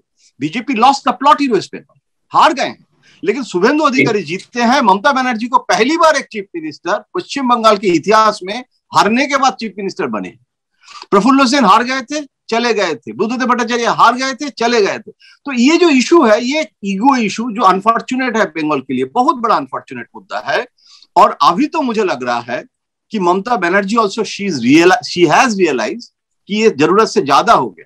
आप चीफ मिनिस्टर है, आप सेक्रेटेरिएट में बैठ के चीफ सेक्रेटरी के सामने आप हिटलर बोल रहे हैं प्रधानमंत्री को, ये अच्छी परंपरा नहीं है। हिटलर सुन नहीं पाया क्या? इसका मतलब क्या होता है? सॉरी, अच्छा, हिटलर जी जी, हिटलर, स्टालिन, हाँ। तो ये मुझे लगता है ममता बनर्जी को भी गवर्नेंस के इशू और पॉलिटिक्स को डीलिंग करना चाहिए, क्योंकि बीजेपी को भी करना चाहिए, क्योंकि जो चुनाव का नतीजा हुआ है उसमें 200 से ऊपर संख्या लेके ममता आ गए, तो उसके जो extension of politics in secretariat, इसमें फायदा ममता का कुछ नहीं है, बीजेपी का ही फायदा हो रहा है। और गवर्नर का जो रोल है इसमें भी बहुत महत्वपूर्ण है। तो मुझे लगता है अभी इस समय प्रधानमंत्री जी के साथ ममता बनर्जी का आलापन का जो चैप्टर, वो कल बोले हैं कि चैप्टर इज ओवर। इसका मतलब ममता बनर्जी भी इससे ज्यादा आगे नहीं बढ़ना चाहते हैं, और ब्यूरोक्रेट को ये करना चाहिए या नहीं करना चाहिए, डिजास्टर मैनेजमेंट एक्ट में आप अरेस्ट भी कर सकते हैं, लेकिन अगर आप चीफ सेक्रेटरी को आज अरेस्ट करेंगे सेंटर, तो आप political reaction in Bengal is also very pro Alapan, he's a ideal Bengali identity, और उसमें पॉलिटिकली बीजेपी का क्या फायदा होगा मुझे पता नहीं है, मुझे तो लगता है नुकसान ही हो रहा है। लेकिन ये एक सेंटर स्टेट ईगो कॉन्फ्लिक्ट हो गया है जिसको रिजॉल्व करना चाहिए, मुझे ये लगता है। और प्राइम मिनिस्टर, चीफ मिनिस्टर एक मीटिंग भी होना जरूरी है इस समय बंगाल की भलाई के लिए, कोविड की सिचुएशन में, डेवलपमेंट की सिचुएशन। सर, अब इसी मतलब आपने जो जवाब दिया उसी से हमारा अगला सवाल आता है। जैसे दिल्ली का उदाहरण हमने देखा था, अरविंद केजरीवाल एक टाइम बहुत कन्फ्रंटेशनल चीफ मिनिस्टर हुए, और उनकी स्थिति भी उस तरह की थी और बहुत बैक एंड फोर्थ होता था उनके और जो लेफ्टिनेंट गवर्नर है उनके बीच में। लेकिन फिर उसके बाद एक समय आता है जब वो थोड़े शांत पड़ते हैं और ज्यादा ध्यान फिर मतलब उतना आमना सामना फिर उनका दोबारा गवर्नर से होता नहीं, ऐसा लगता है कि एक शांति आती है। क्या इसी तरह की कोई कवायद हम बंगाल और दिल्ली के बीच में भी देख सकते हैं कि एक fire fighting mechanism kick in कर जाए, दोनों पार्टीज की तरफ से कुछ समझदार लोग आगे आ जाएं और इस बात को वहां खत्म किया जाए? क्योंकि अभी पूरे 3 साल बाकी हैं सर, बिल्कुल सुन पा रहे हैं? हाँ, अभी पूरे 3 साल बाकी हैं, पीएम भी यहीं पे है और सीएम भी यहीं है, दोनों के पास एक फिक्स मैंडेट है। क्या इन दोनों पार्टीज में आप किसी तरह की फायर फाइटिंग को अभी आइडेंटिफाई कर पा रहे हैं कि कुछ लोग चाहे बैक चैनल से ही बात कर रहे हो कि ठीक है इन 2-3 चीजों पे we can agree to disagree और दोनों अपना अपना काम करते रहें? क्या इस तरह की कोई खबर है सर कोलकाता में? ये बहुत अच्छा सवाल है, और मैं आपके जानकारी के लिए बोल रहा हूं, क्योंकि एज ए पत्रकार मैं ये जो डेवलपमेंट है इसको मैं on looker of this sort of development, मुझे लग रहा है बेटर लेट देन नेवर। अच्छी बात यह है कि दोनों तरफ से रियलाइजेशन है। देखिए, ममता बनर्जी अभी 2024 के लिए सोच रहे हैं, और लीडर ऑफ मतलब वो अपोजिशन फैल्क्रम बन गया, ये सब मीडिया में ज्यादा लिख दिया है। ममता बनर्जी अभी पश्चिम बंगाल में कॉन्सेंट्रेट कर रहे हैं, क्योंकि कोविड चल रहा है, वायलेंस को कोशिश कर रहे हैं कि वायलेंस ना हो। तो पश्चिम बंगाल में वो अगर खुद कंसोलिडेटेड होंगे तब नेशनल पॉलिटिक्स में आ सकते हैं। अगर नेशनल पॉलिटिक्स, प्राइम मिनिस्टरशिप, ये जो ख्वाब है, 42 MP है बीजेपी का, कितने बड़ा पार्टी है। तो आज अपोजिशन के यूनिटी आप देख रहे हैं, मुझे तो नहीं दिखाई दे रहा है। अगर होता तो अलापन के इश्यू में शरद पवार ट्वीट करते। केजरीवाल ने भी जो बोले हैं वो क्या बोले हैं सेंटर और स्टेट को ये रिजॉल्व हो जाना चाहिए। आलापन बंदोपाध्याय के फेवर में स्टेटमेंट तो केजरीवाल ने भी नहीं किया है। तो पूरी अपोजिशन में एक अपोजिशन लीडर ममता बनर्जी के लिए स्टेटमेंट नहीं किए हैं, और अपोजिशन यूनिटी है कहां? राहुल गांधी को पहले तो ये तय करना है वो प्रेसिडेंट रहेगा या नहीं रहेगा, ये क्लियर नहीं है। वो पंजाब संभालेंगे या सचिन पायलट को संभालेंगे, ये महाराष्ट्र में कांग्रेस सपोर्ट करेगा या नहीं करेगा शिवसेना को, ये तय करेगा। तो वो आलापन बंदोपाध्याय के इशू में आज तो भवानीपुर में बाई इलेक्शन में कांग्रेस ने अनाउंस किया है कैंडिडेट भी नहीं देंगे ममता के खिलाफ। तो मुझे लगता है इस स्थिति में ममता बनर्जी, गुजरात में भी नरेंद्र मोदी गुजरात में कंसोलिडेटेड किए थे, वो कभी दिल्ली नहीं आए थे 2014 के पहले, एकदम कैंपेन कमेटी का चेयरमैन होने के बाद आए थे, जो बॉम्बे गोवा में जो नेशनल एग्जीक्यूटिव हुआ था उसके बाद। तो आपको नेशनल पॉलिटिक्स, ये गलत परसेप्शन है, ये मीडिया में एक सेक्शन ऑफ मीडिया वो प्रोवोक करते हैं। ममता अभी वो नहीं कर रहे हैं, और वो जो आप जो कह रहे हैं ना वो एक मैकेनिज्म अभी इवॉल्व करने की कोशिश कर रहे हैं। लेकिन अगर 356 करना है बीजेपी को तो गवर्नर प्रोएक्टिव हो, कोई दिक्कत नहीं है। लेकिन अगर 5 साल ममता बनर्जी को इलेक्टेड गवर्नमेंट को रखना है और नेक्स्ट इलेक्शन के लिए तैयार होना है, अगर मध्य प्रदेश जैसे ज्योतिरादित्य सिंधिया के थ्रू तोड़ना है, वो अलग बात है, वो इंजीनियरिंग तो संभव नहीं है बंगाल। सॉरी, हाँ क्या बोल रहे हैं? Please continue sir, please continue. तो ये पश्चिम बंगाल में तो इतना मेजोरिटी है, तोड़ना तो मुश्किल है। रादर तृणमूल के जो लोग आए थे वो फिर से वापस आ रहे हैं। तो अगर आपको ममता बनर्जी के खिलाफ लड़ना है, आपको जो सीट है वो 77 सीट मिल गया है बीजेपी को, 3 एमएलए से, तो कितना बड़ी बात है, कितना बड़ा विक्ट्री है। तो अभी आपको बीजेपी को पॉलिटिकली आप ममता के खिलाफ कीजिए, कम से कम शांति से सरकार चलाने भी दीजिए। तो मुझे लगता है सबसे अच्छा होगा कि जैसे देखिए नवीन पटनायक, आप केजरीवाल की बात कर रहे थे ना, मैं नवीन पटनायक का भी बोल रहा हूं, वो झगड़ा नहीं करते हैं, लेकिन चिट्ठी क्या दिए हैं? चिट्ठी दिए हैं कि प्राइवेट कंपनी जो फॉरेन में है उससे हमको वैक्सीन खरीदने के लिए इजाजत दो, क्योंकि उसको सस्ता में मिलेगा, आप बहुत ज्यादा पैसा ले रहे हैं। तो ये तो नकारात्मक है और ये परमिशन सेंटर नहीं दे सकते हैं। तो ये नवीन पटनायक भी जो क्रिटिसाइज करते हैं वो चिट्ठी देके करते हैं, वो कभी हिटलर नहीं बोलते हैं मोदी जी को, वो पर्सनल रिश्ता रखते हैं। Kerala chief minister personal relation रखते हैं कम्युनिस्ट होके भी। तो मुझे लगता है ये मैकेनिज्म आज बंगाल में, कल मुझे एक ऑफिसर कह रहे थे कि शायद बंगाल में एक समस्या है कि आम जनता वो रीजनेबल लीडर पसंद नहीं करती, वो एक क्रांतिकारी लीडर पसंद करते हैं। आपको चुनाव हो जाने के बाद भी 5 साल क्रांति करना है। तो ये एक दुखद मतलब एटीट्यूड है बंगाल के बारे में, जिसको बदलना आज बहुत जरूरी हो गया है। क्योंकि जयंतुदा इसमें हो क्या रहा है कि नुकसान बंगाल का हो रहा है, चाहे वो बंगाल के भाजपाई हो, चाहे बंगाल के तृणमूल कांग्रेस वाले हों, या पॉलिटिकल कार्डर से अलग आम नागरिक हों। क्योंकि चुनाव नतीजा हमारे सामने है, लेकिन ये एक सत्य है कि तमाम इंडेक्स पर बंगाल बहुत पिछड़ा हुआ है, डेवलपमेंट के पॉइंट ऑफ व्यू से, रोजगार के पॉइंट ऑफ व्यू से। आप पलायन देखें, उत्तर प्रदेश और बिहार के पलायन की बहुत बात होती है, बंगाल से भी बड़े पैमाने पर लेबर निकलता है बाहर के राज्यों में काम खोजने के लिए। बिल्कुल बिल्कुल, यही सबसे बड़ी दुखद घटना है। पश्चिम बंगाल से इतना नोबेल प्राइज मिलने के बाद भी राज्य का स्थिति ऐसे है। सबसे बड़ा इकोनॉमिस्ट नोबेल प्राइज मिल जाता है पश्चिम बंगाल से ही, बंगाली को, और वो खुद अपने स्टेट को, इकोनॉमी को सुधार नहीं सकते हैं।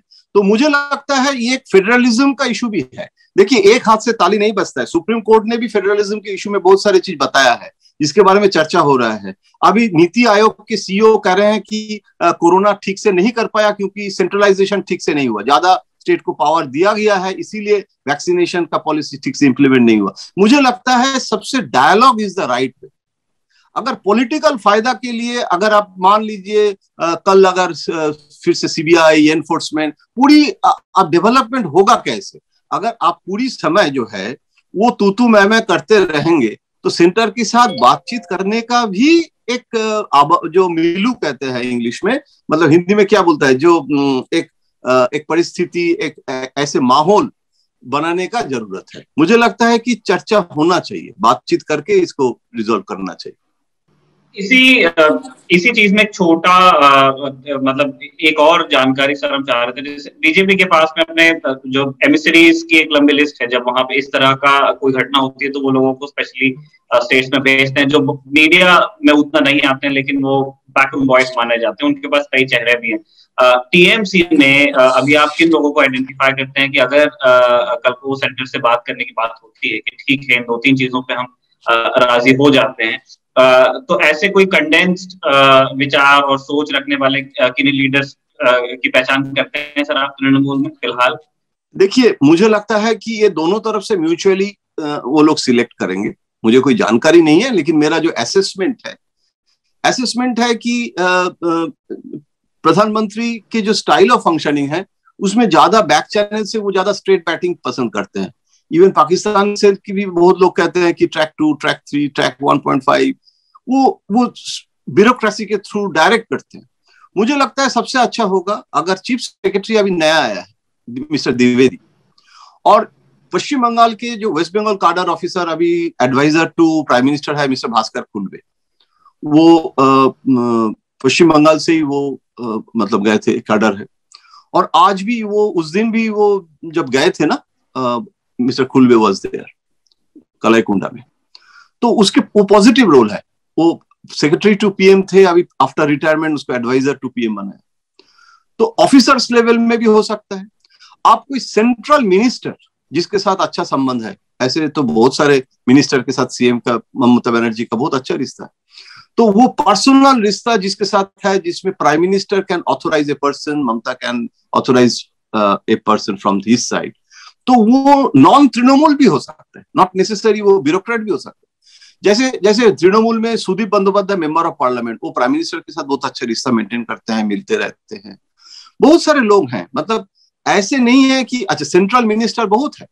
जो पश्चिम बंगाल में भी तो इंटरेस्ट है ना, पश्चिम बंगाल में पोर्ट है, पश्चिम बंगाल में आपका रोड हाईवेज है, तो आपको सेंटर का काम करना है। एयरपोर्ट मॉडर्नाइजेशन हर राज्य में हो गया है, पश्चिम बंगाल में बाकी है। तो अगर सीपीएम ज्योति बासु अगर वाजपेयी जी के साथ रिश्ता रख सकते हैं, बुद्धदेव भट्टाचार्य अगर आडवाणी जी के इतने क्लोज हो गए थे कि पार्टी में भी सवाल उठ गया था, तो आज इस समय वो रिश्ता अगर ना भी हो, एक minimum working relationship for the governance, ये झगड़ा के जगह रहने दीजिए, और वो संभव है या नहीं ये कोशिश हो रहा है।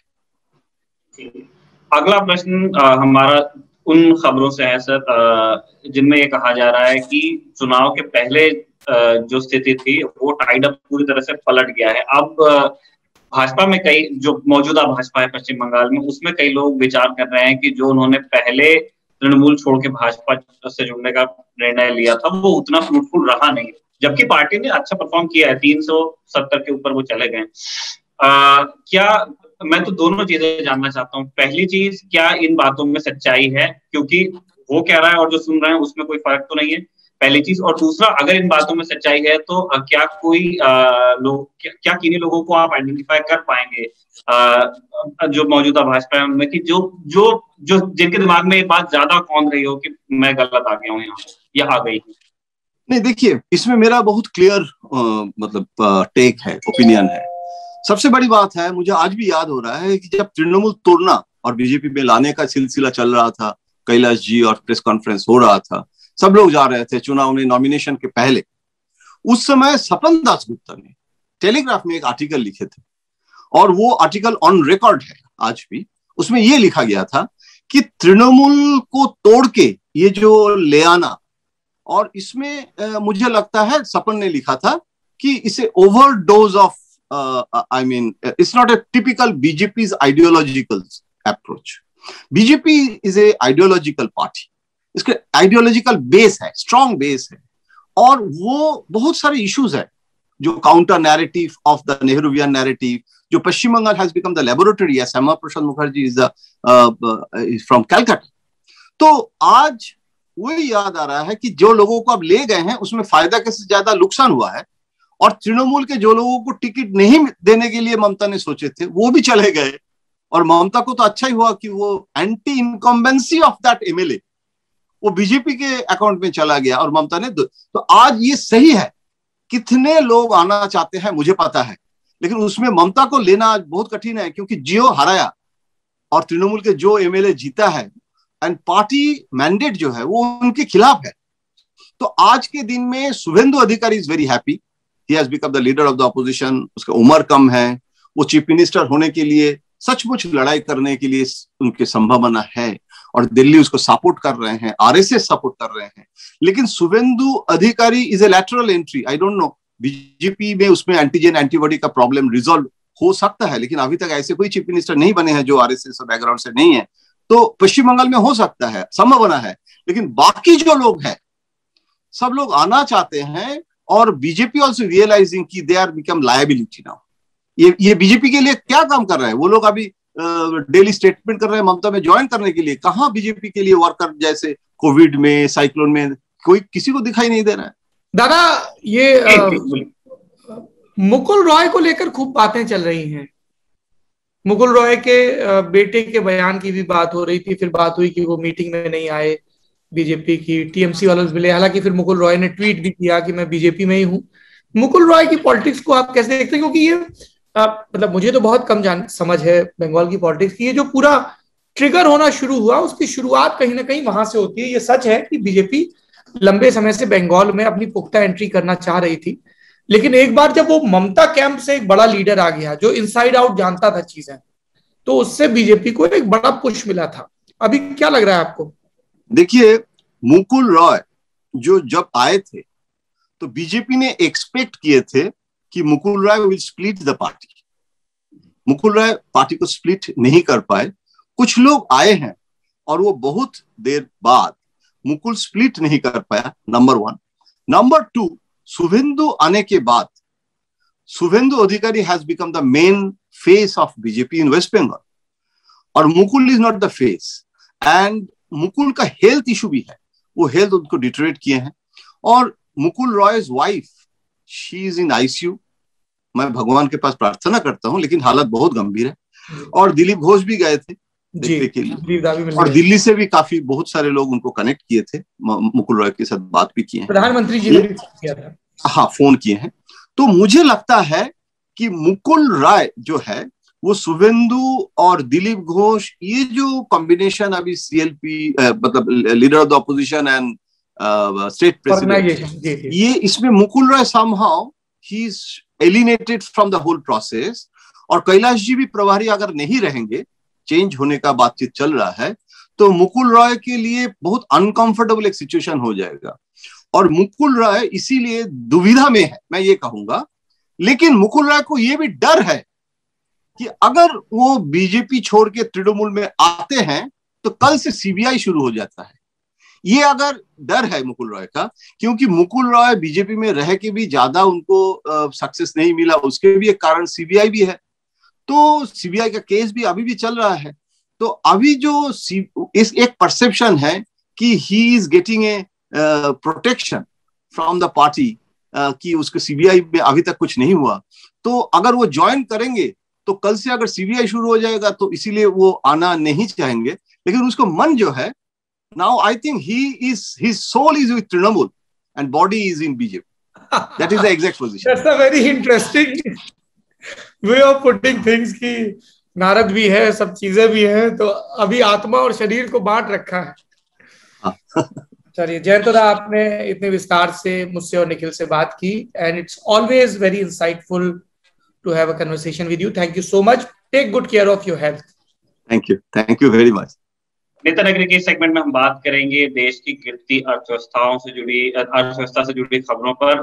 चौथी तिमाही के आंकड़े आ गए हैं। साल 2020-21 में भारत की अर्थव्यवस्था -7.3, ये उसकी ग्रोथ रेट रही है। लोग कह रहे हैं कि हर किसी की जेब में अगर 100 रुपए पिछले साल थे, तो अब 7 रुपए 7.5 रुपए उसके पास कम है।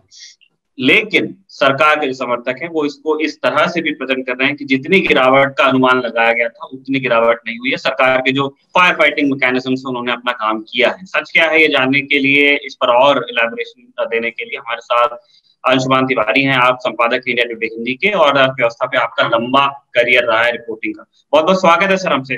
बहुत बहुत स्वागत सर नेता नगरी में। निखिल जी, लंबे करियर का जिक्र हो उससे पहले एक अच्छे संपादक की तरह अपने प्रोग्राम्स को प्लग इन करना मत भूलिए कि अंशुमान जी जो आर्थिक मामलों पर लल्लन टॉप का रोजाना का कार्यक्रम खर्चा पानी, उसमें आपको नजर आते हैं, और वीकेंड पर अपने वीडियो ब्लॉग अर्थात के जरिए हमारे सामने हाजिर होते हैं सिद्धांत मोहन के साथ। हमेशा अपने नेताओं से सीखिए जिनकी हम चर्चा करते हैं कि प्रमोशन का कोई भी मौका जाने नहीं देना है। धन्यवाद निखिल, और धन्यवाद सौरभ इस कार्यक्रम में बुलाने के लिए। और अर्थात और खर्चा पानी की स्वीकार्यता और लोकप्रियता बहुत तेजी से बढ़ भी रही है, और लोगों की अपेक्षाएं भी उसके साथ बढ़ रही हैं। ये हमारे लिए सबसे अच्छी बात है। हिंदी दर्शकों के बीच अर्थव्यवस्था पर इतनी रुचि और इतनी समझ दिखना हमें उत्साहित करता है। वो रहीम ने लिखा है ना, जो बढ़ रही है अखियां निरखियां आखिन को सुख हो, तो वही स्थिति है सर। शुरुआत से ही शुरुआत हम करना चाहते हैं। -7.3% ये कॉन्ट्रैक्शन बताया जा रहा है देश की अर्थव्यवस्था का, और इसको लेकर के अब दो मत पैदा हो गए हैं। एक तो जो हम कह ही रहे थे कि सरकार ये कहने की कोशिश में है कि जो जिस गिरावट का अनुमान लगाया गया था, जो एकदम आपने काली तस्वीर आप प्रेजेंट कर रहे थे पूरे देश की कि ऐसा हो जाएगा वैसा हो जाएगा, देखिए हमने वैसा नहीं होने दिया है। मिसालें दी जा रही है कि इससे पहले भी जब अकाल या महामारी की तरह की स्थितियां हुई हैं तब भी एक कॉन्ट्रैक्शन देखने को मिलता है। आप कितना कन्विंस होते हैं सर इस तरह की बातों से? निखिल, देखिए, सरकार की हमेशा कोशिश होती है कि वो आंकड़ों को अपने नैरेटिव के साथ पेश करे, अपने तरह से बताए, और ये स्वाभाविक बात है दुनिया में सारी सरकारों की। तो हम इसमें भारत की सरकार को या सरकार के प्रवक्ताओं को उतना एक्सेप्शनल नहीं मानते हैं। लेकिन हमारे लिए जो महत्वपूर्ण बात है वो ये है कि कॉन्ट्रैक्शन भारतीय अर्थव्यवस्था में आया है और ये बहुत लंबे समय के बाद आया है। आप आंकड़ों में प्रतिशत में जो भी बात कर सकें, पर जब मंदी होती है तो प्रतिशत में चीजें उतनी समझ नहीं पाते हैं जितनी की वास्तविकता में समझते हैं।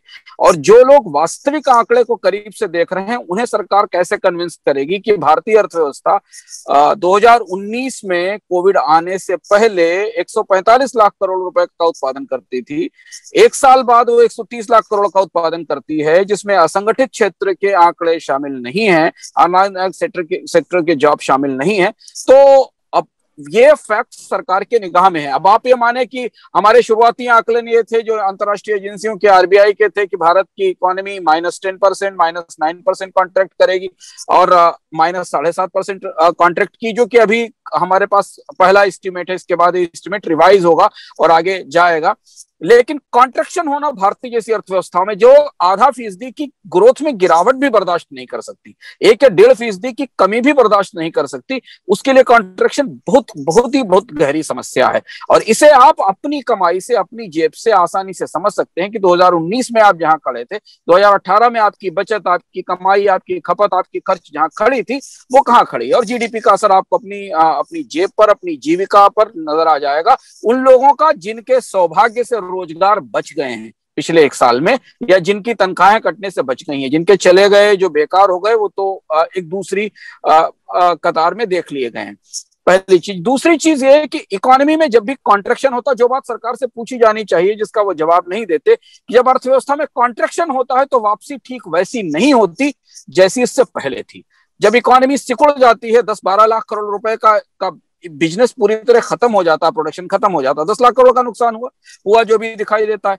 अगर उसे आप मान लें तो कितने कारोबार, कितने रोजगार, कितने बिजनेस, कितना बिजनेस सिस्टम कोलैप्स करके फाइनली बंद हो गया, खत्म हो गया। वो वापसी वैसी बिल्कुल नहीं होगी। और इसलिए मेरा बार बार ये कहना होता है कि आप जब भी कॉन्ट्रैक्शन हो तो एब्सोल्यूट नंबर देखिए, परसेंटेज में मत जाइए। 145 लाख करोड़ में पे खड़े थे हम 2019 की शुरुआत, वित्त वर्ष की शुरुआत में। 130 लाख करोड़ पर हम खड़े हैं आज सरकार के आंकड़ों में, जिस पर आप सवाल उठा सकते हैं, जिसमें बहुत सारे क्रिटिकल गैप्स हैं।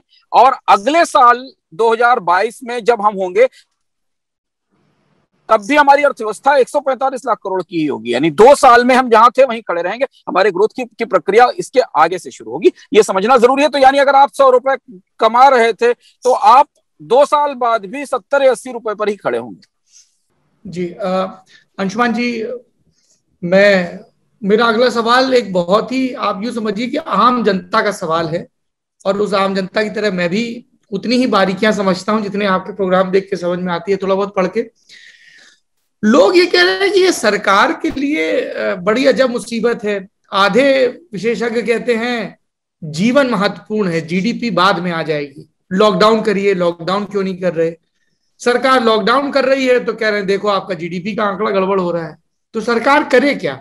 मैं ये जानना चाहता हूं, जब इस तरह की टिप्पणी, क्या कोई बीच का रास्ता है जिसमें दोनों ही चीजें हों? क्योंकि मैं कुछ प्रशासनिक अधिकारियों से बात कर रहा था तो उन्होंने ये बात कही कि इस बार का जो लॉकडाउन है सेकेंड वेव के बाद का, ये इफेक्टिव लॉकडाउन है कि इससे जो बड़े स्केल की चीजें हैं इंडस्ट्री के लेवल पे वो भी बहुत ज्यादा प्रभावित नहीं हुई हैं, और कंटेनमेंट भी हो गया है बीमारी के फैलने का। आपकी राय क्या है? दोनों चीजें एक साथ कैसे की जाए कि जीडीपी भी बहुत ज्यादा डैमेज ना हो और लोगों की हेल्थ? सर, वरीयताएं समय के हिसाब से तय होती हैं। जीव या जीवन जितना आवश्यक है, जीविका भी उतनी आवश्यक है। और आमतौर पे अब भारत जैसे देशों में जहाँ गरीबी बहुत ज्यादा है, वहाँ कई बार जीवन से जीविका ज्यादा प्यारी होती है। और इसीलिए हमने लोगों को लॉकडाउन को तोड़कर बाजार में बाहर निकलते और अपने आप को खतरे में डालते और घर में कोविड ले जाते देखा है। पहली परिस्थिति जब हमने देखी थी उस समय जो लॉकडाउन हुआ था, वो लॉकडाउन जिस संक्रमण को रोकने के लिए हुआ था, वो संक्रमण तो हमको इस साल दिखाई दिया। जिस विभीषिका की कल्पना हमने पिछले साल का जो लॉकडाउन था, जिसने जीविका तोड़ दी, जीवन तो पे खतरा आता देखा, वो लॉकडाउन इसलिए विवाद का या प्रश्न का विषय था कि तब तो इकोनॉमी को एकदम बंद कर दिया गया, तब संक्रमणों की रफ्तार कुछ नहीं थी। और अब जो लॉकडाउन हुआ वो जीवन बचाने का लॉकडाउन था। और वास्तविकता यही है कि इस समय जो लॉकडाउन हुए हैं, उन्होंने कई जगह संक्रमण को कंटेन करने में और रोकने में मदद की है। नुकसान दोनों वजह से है। सरकारें हमेशा समझदारी के साथ इसे भरपाई की कोशिश करती हैं, और हम पूरी दुनिया में कम से कम इस समय आप अमीर गरीब, विकसित देश, ओईसीडी देश, थर्ड वर्ल्ड और फर्स्ट वर्ल्ड की कोई के बीच में कोई अंतर नहीं कर सकते। पिछले साल मार्च में सारे लोग एक नदी के किनारे अंधे खड़े हुए थे, किसी को कुछ पता नहीं था कि वायरस कितना खराब है, वैक्सीन कब आएगी, कौन सी दवा दी जानी चाहिए, किसको क्या करना चाहिए।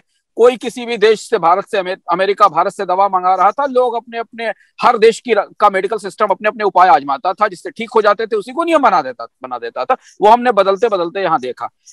उन देशों ने पिछली महामारियों से और पिछले संकटों से, जिसका रेफरेंस निखिल ने दिया और आपने दिया, एक चीज सीखी, अर्थव्यवस्था बंद करनी पड़ जाए करेंगे, लोगों की जान बचाना जरूरी है। पर क्या जान बचाने, अर्थव्यवस्था बंद करते हुए भी लोगों की कमाई, जीविका बचाई जा सकती है? क्या ऐसा कर सकती है सरकार कुछ कि उनकी जीविका और कमाई बच सके? और वही उन देशों ने किया। उन देशों ने कोई बड़े बड़े ऐसे आत्मनिर्भर पैकेज जैसे या बड़े आयोजन नहीं किए। उन्होंने ये देखा कि लोगों के हाथ में पैसा कैसे दिया जाए। उन्होंने पेचेक प्रोटेक्शन लागू किए। उन्होंने कंपनियों से कहा कि हम आपको टैक्स में रियायत देते हैं, बशर्ते आप नौकरी से किसी को नहीं निकालोगे। कंपनी 50 रुपए देगी पीएफ का और 50 रुपए देगी सरकार, आदमी से पीएफ का पैसा नहीं लिया जाएगा। तो उन्होंने क्या किया, उन्हें पता था कि जब तक वैक्सीन नहीं आएगी तब तक कोरोना को लेकर अनिश्चितता रहेगी, क्योंकि ये वायरस है, वायरस म्यूटेट होता है और वायरस से लड़ने का दुनिया का मेडिकल तजुर्बा उपलब्ध है। उन्होंने इस पूरे एक साल के दौर में यूरोप के देशों ने भी, अमेरिका के देशों ने भी और इवन ईस्ट एशिया के देशों ने भी अपनी इकोनॉमी में जो कंजम्पशन था, उस कंजम्पशन को टूटने तो दिया, लेकिन उस कंजम्पशन के लिए लोगों के हाथ में पैसा बराबर रखा। और इसलिए जब वैक्सीन आई, मास्क उतरने शुरू हुए, इकोनॉमी खुलना शुरू हुई, तो आज आप अमेरिका का, यूरोप का डेटा देखिए, 3 के क्वार्टर में बाउंस हो रहा है। सारी अर्थव्यवस्थाएं मंदी से बाहर निकल आई हैं। तो लोग घर में रुके थे, पर कंपनियों को यह मालूम था कि सरकार ने इतना पैसा इनके हाथ में भेजा है, इनके खाते में, कि जिस दिन अर्थव्यवस्था खुलेगी ये बाहर आएंगे, खरीदारी शुरू कर देंगे और हम एक तेज रिवाइवल होता देखेंगे। भारत में समस्या दूसरी हुई है। भारत में लॉकडाउन के दौरान और पहले लॉकडाउन के दौरान और दूसरे स्थानीय लॉकडाउन के दौरान जो सबसे बड़ा सफरर था हेल्थ के लिहाज से, वही व्यक्ति रोजगार और कमाई के लिहाज से भी सबसे बड़ा सफरर हो गया।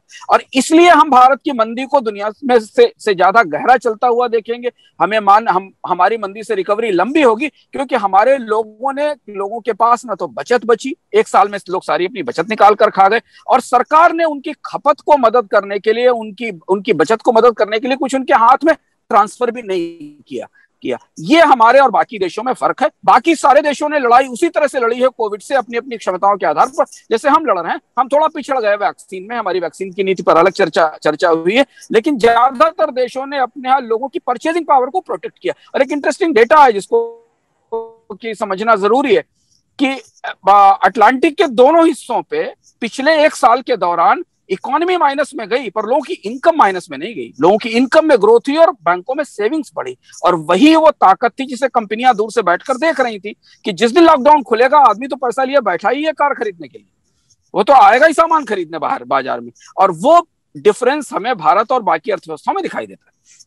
ऑलराइट, नेता नगरी के सेशन में हमारे साथ एक और गेस्ट जुड़ गई हैं, professor doctor Yamini Agarwal, dean and professor of finance at Indian Institute of Finance. Doctor Agarwal, आपका बहुत बहुत स्वागत है नेता नगरी में।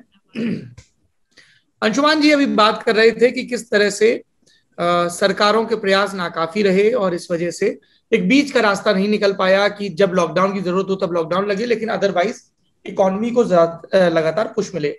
प्रोफेसर यामिनी, मैं आपसे जानना चाहता हूँ, जीडीपी के जो आंकड़े आए हैं साल भर के, उनको देखने का क्या नजरिया होना चाहिए? एक आम पब्लिक जिसको फाइनेंस की बहुत ज्यादा जानकारी नहीं है बारीक, है ना, जिनको हम हर दफा अपने शो में भी बताते हैं कि जीडीपी क्या है, तो सकल उत्पाद प्लस कंप्लीट जो सर्विसेज हैं उनका कंबाइंड ये वो। पर हमको तो ये पता होता है कि हमारी जेब में कितना पैसा आ रहा है, नहीं आ रहा है, हमारी तनख्वाह बढ़ रही है, बिजनेस कितना चल रहा है, तेल कितना महंगा हो गया, पेट्रोल, दूसरी चीजें। वो आम इंसान जीडीपी के एक साल के डेटा को कैसे देखे, उसकी समझ कैसे बने? जी देखिए, जीडीपी को समझने के लिए एक बड़ा सरल तरीका है, जिसका अर्थ है कि कितना उत्पाद जो है एक देश के अंदर एक समय सीमा जो एक साल है उसके अंदर बढ़ा या घटा। जो 7.3% कॉन्ट्रैक्शन का मतलब है कि पिछले साल के मुकाबले जो इस साल का उत्पादन है वो 7.3% नीचे गया है। अगर हम देखें तो मार्च के दौरान लॉकडाउन लगा था पिछले साल, जिसके तहत हमने देखा था उस क्वार्टर के अंदर जो जीडीपी ग्रोथ रेट था वो कॉन्ट्रैक्ट हुआ था 24% के आसपास, क्योंकि इकोनॉमी को पूरी तरीके से रोक दिया गया था। उसके तहत कोई भी एक्टिविटी नहीं हुई, ना ही इंडस्ट्रियल ना ही कोई और। सिर्फ एक एक्टिविटी जो कंटिन्यूड रही जिसमें पॉजिटिव ग्रोथ रही वो था एग्रीकल्चर सेक्टर। बाकी सभी सेक्टर्स में एक्टिविटी रोक दी गई ताकि लोगों के जीवन को बचाया जा सके।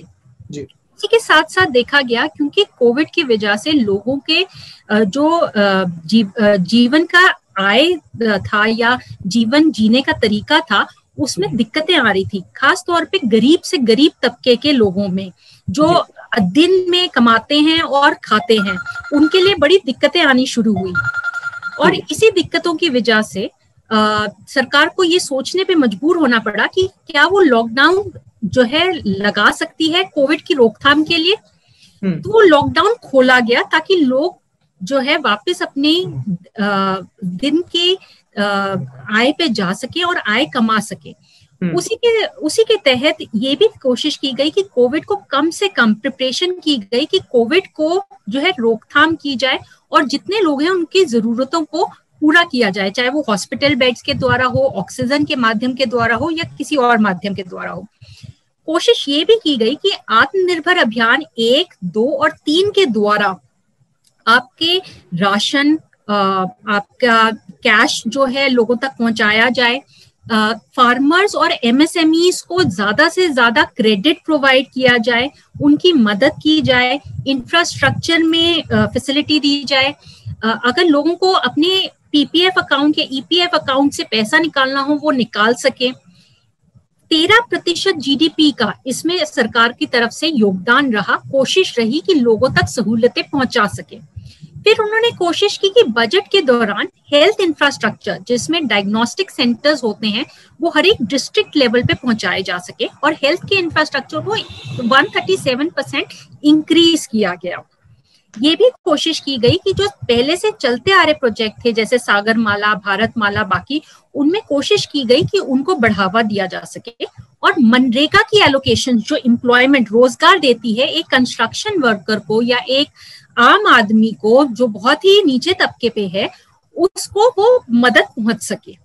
ये भी कोशिश की गई कि सरकारों द्वारा कि जो है लॉकडाउन जो है अब ना लगाया जाए ताकि लोगों की जो दिन की आय है वो ना रुके। जैसे जो स्ट्रीट हॉकर्स हैं या जो सड़क पे बैठे मजदूर हैं उन लोगों को दिक्कतें ना हो।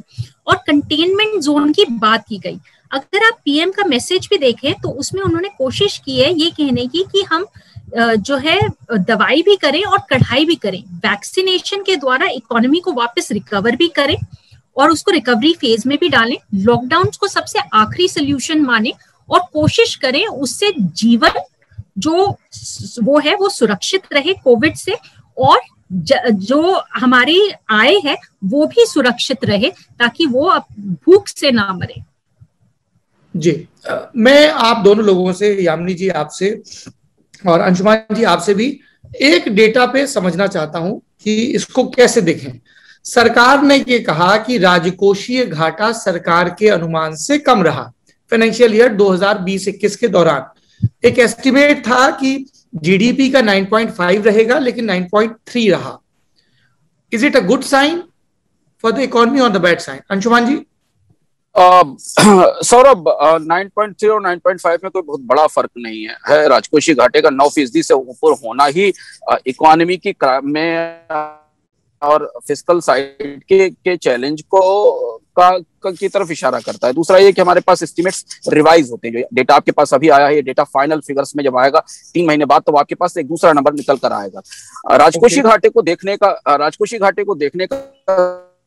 तरीका सिर्फ यही नहीं है कि आप केंद्र का राजकोषीय घाटा देखें, आप राज्यों का भी देखें, आप पूरे सिस्टम का, क्योंकि जो पूरा ग्रॉस फिस्कल डेफिसिट है देश का, और वो इसलिए महत्वपूर्ण होता है, तकनीकी तौर पर उसमें ना जाएं, वो इसलिए महत्वपूर्ण होता है कि सरकार का के ऊपर जितना कर्ज है उसको रिफ्लेक्ट करता है।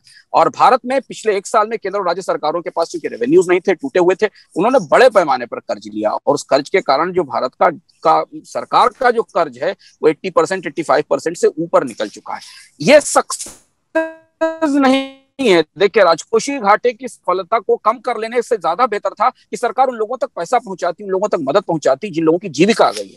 जब भी आप जीडीपी को नापें या जीडीपी को देखने की कोशिश करें, तो उसके बगल में रोजगार का आंकड़ा भी रखें, उसके बगल में गरीबी का आंकड़ा भी रखें, उसके बगल में लोगों की खपत और कंजम्पशन का आंकड़ा भी रखें। भारत का जीडीपी 60% लोगों के कंजम्पशन से चलता है। तो अगर दोनों को मिलाकर आप एक साथ देखने की कोशिश करेंगे, तो आपको दिखाई देगा कि राजकोषीय घाटा कम रखने की कीमत पर कुछ हासिल नहीं हुआ, बल्कि हमने इकोनॉमी में हम और जो चीजें इंटरवीन कर सकते थे लोगों को मदद देने के लिए, वो शायद और बेहतर ढंग से की जा सकती थी। लेकिन चूंकि भारत में बजट और सरकारों के काम करने के तौर तरीके ऐसे हैं, सरकारों के पास खर्च करने की सीमाएं बहुत कम है, बहुत लिमिटेड बैंडविड्थ है सरकार के पास खर्च करने की। इसलिए हम भारतीय अर्थव्यवस्था में ये चुनौती देखते हैं कि जो कंज्यूम करने वाले लोग हैं, जो कंज्यूमर्स हैं, उनके ऊपर पिछले 1 साल का पहले शुरुआत का लॉकडाउन और अब लॉकडाउन के साथ बीमारी और बड़े पैमाने पर जो अनिश्चितता और भय, उसने असर किया है। Professor Yamini, your take on this. जी देखिए, ये एक अनुमानित आंकड़ा था जो 9.5% था, जिसमें माना जा रहा था कि इतना खर्च होगा। इसकी जगह जो खर्च हुआ वो 9.3% हुआ। जो भी आत्मनिर्भर अभियान या बाकी के जो फैसले लिए गए थे बजट के दौरान, उनको पूरा करने में जितना पैसा खर्च हुआ उसके हिसाब से 9.3% खर्च हुआ। इसका मतलब खर्च थोड़ा कम हुआ, जितना अनुमान किया गया था उससे कम। इसका ये मतलब नहीं होता कि उन्होंने खर्च नहीं किया, पर जितना अनुमान किया था उससे थोड़ा कम हुआ। वो बहुत सारे कारण होते हैं उसके। देखा जाए तो एक 9.5% का आंकड़ा या 9.3% का आंकड़ा हमारे देश के लिए काफी बड़ा है, जहां पे हम कोशिश करते हैं कि फिस्कल रिस्पॉन्सिबिलिटी बिल के तहत वो 3.4% के आसपास रखा जाए। पर क्योंकि कोविड था, लॉकडाउन था, लोगों तक कैश पहुंचाना, लोगों तक खाना पहुंचाना जरूरी था, लोगों तक क्रेडिट फैसिलिटी प्रोवाइड करना बहुत जरूरी था, जितनी स्कीम्स आई गई उसमें एमएसएमईज तक पहुंचना बहुत जरूरी था, फार्मर्स तक इंफ्रास्ट्रक्चर के द्वारा पहुंचना बहुत जरूरी था। उसके तहत ये सारा खर्चा किया गया। अब ये खर्चा अगर हम कहें तो अगले साल भी जो अनुमानित किया गया वो 6.8% है, जो काफी हायर है। ये कहा जा रहा है कि जो है सरकारें पैसा प्रिंट कर सकती थी और पैसा बांटा जा सकता था, पर इसमें मुश्किलात यहाँ आती है जहां पर महंगाई का दर होता है, जो आपका मार्च के महीने में 5.4% के आसपास था और अप्रैल के महीने में 4% के आसपास था, 4.2 के आसपास था। जो महंगाई का दर है वो जो है नियंत्रण में लाने के प्रयत्न किए जा रहे हैं, 4% के आसपास से 5% तक रहे। अगर आप पैसा लोगों तक दे देते हैं तो जो मूलभूत सुविधाएं हैं, जैसे खाना है या आपका फ्यूल है या आपके कपड़ा है, इनकी जो कीमतें हैं वो जो है बढ़ जाएंगी, क्योंकि एक तो सप्लाई डिस्ट्रप्शंस है। अगर जैसे आप देख रहे हैं सप्लाई की मुश्किलें आ रही हैं, चाहे वो रॉ मटेरियल्स को लेकर के हो क्योंकि इंडस्ट्री रुकी हुई है, या फिर क्योंकि लोग इसको ज्यादा कंज्यूम कर रहे हैं या इनका डिमांड ज्यादा है, इसकी वजह से इन्हीं में महंगाई ज्यादा बढ़ेगी और जो मूलभूत सुविधाएं हैं वो लोगों को मुश्किल तक मिलेंगी, जिसकी वजह से पैसा बांटना एक सोल्यूशन नहीं होगा, पर लोगों तक पहुंचना बहुत जरूरी है। जिसके लिए चाहे तो अगर लोगों तक पहुंचने के लिए अगर फिर फ्री राशन या फ्री दवाइयां जैसे बांटी गई, जैसे 65 से ऊपर के लिए वैक्सीनेशन प्रोवाइड की, 45 से ऊपर के लिए वैक्सीनेशन प्रोवाइड की, वो एक अच्छा तरीका था। अभी स्टेट्स जो प्रोवाइड कर रही हैं 18 से ऊपर, वो एक अच्छा तरीका है ताकि इकोनॉमी को भी रिकवर किया जा सके और लोगों की जो हेल्थ है उसको भी संभाल के रखा जा सके। तो खर्च कहाँ किया जाए ताकि ज्यादा से ज्यादा लोगों तक पहुंचे, जरूरतमंद तक पहुंचे, ये देखना सबसे ज्यादा आवश्यक है। और महंगाई की दर को नियंत्रण में भी रखना बहुत आवश्यक है ताकि मूलभूत सुविधाएं लोगों तक, जो एक सबसे बड़ी उपलब्धि रही है सरकार की है कि आपको खाने के पदार्थों में कहीं पे भी कोई भी दिक्कत नहीं आई है, कोई सप्लाई डिस्ट्रप्शन नहीं है। और एग्रीकल्चर सेक्टर में 3.3% का ग्रोथ है, जो एक बहुत बड़ी चीज है। तो फार्मर्स तक, लोगों तक पैसा पहुंचा है, लोगों के पास खाना पहुंचा है, चाहे कितनी भी दिक्कत हो, चाहे कितना भी लॉकडाउन रहा हो, चाहे कोविड की सेकेंड वेव आ गई हो और थर्ड वेव की बात की जा रही है, जिस देश में ड्राउट्स, फ्लड्स की बात की जाती है और खाना ना पहुंचने तक की बात की जाती है, वहां पे खाने की कोई भी दिक्कतें नहीं हुई है इस समय, और ना ही दवाइयों की। ऑक्सीजन की मात्रा कम रही थी, उसको भी पूरा करने की कोशिश की गई है। लेकिन आप दोनों लोग, I mean, in a way, it is very good for as well for Neeta Nagari's viewers कि दोनों अपोजिट साइड पर प्रोफेसर यामिनी बोल रही है तो लग रहा है सब कुछ ठीक हो रहा है, अंशुमान जी बोल रहे हैं तो लग रहा है सब कुछ गड़बड़ हो रहा है। नहीं, मैं प्रोफेसर यामिनी भी फैक्ट्स बता रही है, मैं भी फैक्ट्स बता रहा हूँ। लोगों को समझ इंटरप्रेट कैसे करें वो तो आप ही दोनों बताएंगे ना। वो हाँ, मैं बता रहा हूँ, बाकी तो लोग उसको देख सकते हैं। जैसे आप एग्रीकल्चर की ग्रोथ रेट पर बहुत सारे सवाल आए। एक्चुअली पिछले साल एग्रीकल्चर की ग्रोथ रेट उससे पिछले साल से कम हो गई। तो अगर आप एग्रीकल्चर की सक्सेस स्टोरी मानते हैं तो पिछले साल की ग्रोथ रेट यानी कोविड से पहले के साल की ग्रोथ रेट से इस साल की ग्रोथ रेट कम हो गई। एक सरकार के अपने आंकड़े ये मानते हैं कि गांव में गरीबी बढ़ी, मनरेगा में बड़े पैमाने पर लोगों को काम लेना पड़ा क्योंकि वो शहर से बाहर चले गए थे। फूड, हमने पिछले साल भारत के फूड डिस्ट्रीब्यूशन सिस्टम में आम लोगों को जितनी चैरिटी देखा, इतना कभी नहीं देखा। सरकार के सिस्टम से लोगों को भोजन नहीं मिला, लोगों ने महीनों चैरिटी के साथ लोगों को खाना खिलाया। तो गवर्नमेंट की अपनी लिमिटेशंस हैं। जब बड़ी क्राइसिस आती हैं तो सरकारों के पास, भारत में सरकारें उतनी सक्षम नहीं है कि वो उन बड़े बड़े संकटों को संभाल सके। बहुत सारे इनिशिएटिव लिए गए सरकार की तरफ से पिछले एक साल में, लेकिन उनके नतीजों के तौर पर हम उसे देखेंगे कहाँ, हम उसे नापेंगे कहाँ? अंत में जाकर हम इसमें नापेंगे कि लोगों के रोजगार बचे क्या, लोगों की तनख्वाहें बची क्या, लोगों की नौकरियां बची क्या, लोगों की जानें बची क्या? क्या भारत का पूरा हेल्थ सिस्टम, केवल 2% लोग जो पूरे सिस्टम में बीमार थे, जिनको ऑक्सीजन की जरूरत थी, कोई 100-125 करोड़ लोग हॉस्पिटल नहीं मांग रहे थे देश में, बहुत कम लोगों को ऑक्सीजन की जरूरत थी, बहुत कम लोगों को रेमडेसिविर की जरूरत थी। अगर पूरा हेल्थ सिस्टम इतना टैक्स लगाने के बाद भी इस बात की तैयारी नहीं कर सका तो ये सवाल तो उठेंगे। अब चुनौती यहां सरकार के सामने सबसे बड़ी ये है कि जो जिस लेवल पर क्राइसिस अनफोल्ड होती है उसे समझ पाना और उसके बारे में तैयारी कर पाना हमेशा सरकारों के लिए भारत में चुनौतीपूर्ण रहा है। तो अब हम जहां जिस मुकाम के ऊपर खड़े हुए हैं, वहां गांव में सरकार खुद मान रही है कि दोहरी गरीबी है। एक गरीबी वो है जो पहले से मौजूद थी, एक गरीबी जो शहरों से वापस पहुंच गई क्योंकि बहुत बड़े पैमाने पर माइग्रेशन हुआ, अब लोग वहां जा पहुंच गए और इसलिए गांव में इनकम का लेवल, वेज की ग्रोथ का डेटा, मैं उतने सारे डेटा यहाँ कोट नहीं करना चाहता। पिछले 2017 के बाद से 18 के बाद से भारत के गांवों में, रूरल एरिया में वेज ग्रोथ लगातार गिर रही है। इवन अर्बन एरिया में वेज ग्रोथ लगातार गिर रही। पिछले एक साल में भारत की पर कैपिटा इनकम तेजी से गिरी। पिछले एक साल में भारत का हेल्थ एक्सपेंडिचर आम आदमी का कई गुना ज्यादा बढ़ा। ये सारे फैक्टर्स हैं जिनको भी हमें कंसीडर करना चाहिए और सरकारों को ये सारी चीजें पता है, क्योंकि जो आंकड़े हम सामने बता रहे हैं वो सरकार के आंकड़े, वो सरकार से ही निकले हुए आंकड़े। वो सारे फैक्टर्स जब आप देखते हैं तब आप ये एसेस करने की कोशिश करते हैं कि इस महामारी में हम कहाँ खड़े हुए। इसके बाद जब हम निकलकर इससे निकलेंगे, जब भी कभी निकलेंगे 2022-23 में, तो हम क्या क्या गंवा चुके होंगे, हम कहाँ खड़े होंगे, हमारी परचेजिंग पावर, हमारी सेविंग्स, हमारी कैपेसिटीज, हमारी हेल्थ, हमारे बाकी सिस्टम वो कैसे काम कर रहे होंगे, ये समझना मेरे हिसाब से आवश्यक होता है। जी एक अंतिम सवाल हम अपने दोनों गेस्ट को पोज करना चाहते हैं। ये चीज तो हम समझ रहे हैं कि जिस स्थिति में हमारा देश है फिलहाल, उससे निकलने का एक ही तरीका है, या जो सबसे बड़ा तरीका है वो है गवर्नमेंट स्पेंडिंग। चाहे आप जो विशेषज्ञ कहते हैं उस तरह से जाएं, या फिर जो सरकार की अपनी थीसिस है, जो वो आत्मनिर्भर भारत अभियान के तहत जो इन्वेस्ट करना चाहती है इकोनॉमी में, दोनों रास्ते वही है कि सरकार अपनी जेब से निकाल के पैसे खर्च करे, और उसके लिए सरकार को पैसा चाहिए, जिसके दो स्रोत हैं, या तो वो अंतरराष्ट्रीय बाजार से या भारतीय बाजार से कर्ज ले, और दूसरा तरीका है टैक्सेशन। उसको लेकर के एक इंटरेस्टिंग ग्राफिक अभी 2 दिन पहले या 2 या 3 दिन पहले सर हिंदुस्तान टाइम्स में हमने देखा था, जिसमें वो बता रहे हैं कि सरकार की एक्साइज तो आप छोड़ ही दीजिए, वो एक बहुत मतलब विषयांतर हो जाएगा, लेकिन अब ये स्थिति हो गई कि इनकम टैक्स के रिसीट्स भी कॉर्पोरेट से ऊपर चले गए हैं।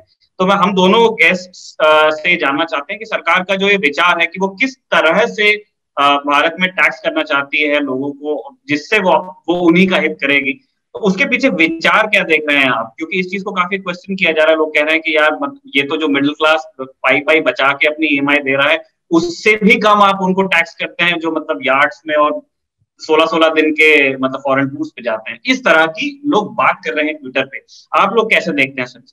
जी देखिए, अगर आप देखें जो टैक्सेशन की व्यवस्था रही है, उसके अनुसार जो एक नई स्कीम लाई गई, नई प्रणाली लाई गई, उसके तहत टैक्स रेट्स को कम किया गया और कोशिश किया गया कि अगर लोग खर्च कर रहे हैं तो वो कम टैक्स दें। ये भी कोशिश की गई कि उसमें से डिडक्शंस और एग्जेम्पशंस को हटाया जाए। जो इस साल का बजट आया था उसमें कोई भी बदलाव नहीं लाया गया और माना गया कि वो दोनों प्रणालियां चलें। तो एक प्रणाली जो बचत को आगे बढ़ाती है अपने डिडक्शंस एग्जेम्पशंस को कंटिन्यू करते हुए, जिसमें आप हायर टैक्सेस देते हैं, क्योंकि जो लोग बचत कर पाते हैं उनके पास साधन ज्यादा होते हैं पैसा देने के, तो आप रिच को टैक्स कर रहे हैं। आप देखिए लॉन्ग टर्म कैपिटल गेन्स भी टैक्स किए गए इस सरकार के द्वारा, जिसके तहत कोशिश की गई कि जिन लोगों को फायदा हुआ है स्टॉक मार्केट्स में वो पैसा दें।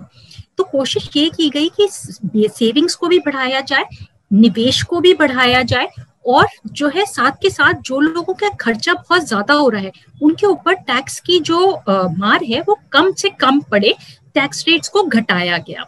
ये भी कोशिश की गई, अगर आप देखें तो जो निवेश है उसको बढ़ाया जाए, वो इंफ्रास्ट्रक्चर के सेक्टर्स में बढ़ाया जाए। सागरमाला, भारतमाला प्रोजेक्ट्स हैं उनके द्वारा कोशिश ये भी की गई कि मनरेगा की एलोकेशंस बढ़ाई जाए ताकि जो रूरल रोजगार है उसको बढ़ावा दे जा सके। जैसे मल्टीप्लायर इफेक्ट होता है, जैसे आप इंफ्रास्ट्रक्चर में इन्वेस्ट करते हैं, चाहे वो हेल्थ का इंफ्रास्ट्रक्चर हो, आप हॉस्पिटल क्रिएट करेंगे, डायग्नोस्टिक सेंटर्स क्रिएट करेंगे तो रोजगार बढ़ेगा, और जैसे जैसे रोजगार बढ़ेगा स्टील, सीमेंट और चीजों की डिमांड भी बढ़ेगी, तो एक वो मल्टीप्लायर इफेक्ट आता है। एक और जो इफेक्ट आता है जिसे कहते हैं क्राउडिंग इन इफेक्ट, क्योंकि जब प्राइवेट प्लेयर्स के पास पैसा नहीं होता तो और गवर्नमेंट स्पेंडिंग करती है, तो क्योंकि वो जगह डेवलप हो जाती है तो प्राइवेट प्लेयर्स अपने आप आ जाते हैं उस जगह का फायदा उठाने के लिए। ऐसे आप बहुत जगह देखेंगे जहाँ पे सड़कें बनती हैं या और कुछ बनता है। तो एक क्राउडिंग आउट इफेक्ट किया, मल्टीप्लायर इफेक्ट किया, हेल्थ इंफ्रास्ट्रक्चर जो एक विशियस सर्कल ऑफ पॉवर्टी को ब्रेक करता है, क्योंकि क्या होता है कि प्रोडक्टिविटी बहुत इंपॉर्टेंट होती है। जो एक अस्वस्थ व्यक्ति है वो अपनी जॉब पे नहीं जा पाता, वो उतना प्रोड्यूस नहीं कर पाता, उसकी स्वास्थ्य अच्छी रहे, वो आयुष्मान भारत के द्वारा और इस हेल्थ केयर इंफ्रास्ट्रक्चर के द्वारा उसको जो है कोशिश की गई, वो जो विशियस सर्कल ऑफ पॉवर्टी है उसे ब्रेक किया जाए। तो ये सारी कोशिशें रही हैं बजट में भी, अभियानों में भी, और जो है टैक्स की प्रणाली में भी। अंशुमान सर, आप क्या जोड़ना चाहेंगे इसमें? एक्साइज पहले ही देश सबसे ज्यादा दे रहा है रेसीट्स के हिसाब से, अब इनकम टैक्स भी कॉर्पोरेट के ऊपर चला गया है। टैक्सेशन को लेके क्या विचार है, सरकार की थिंकिंग क्या है?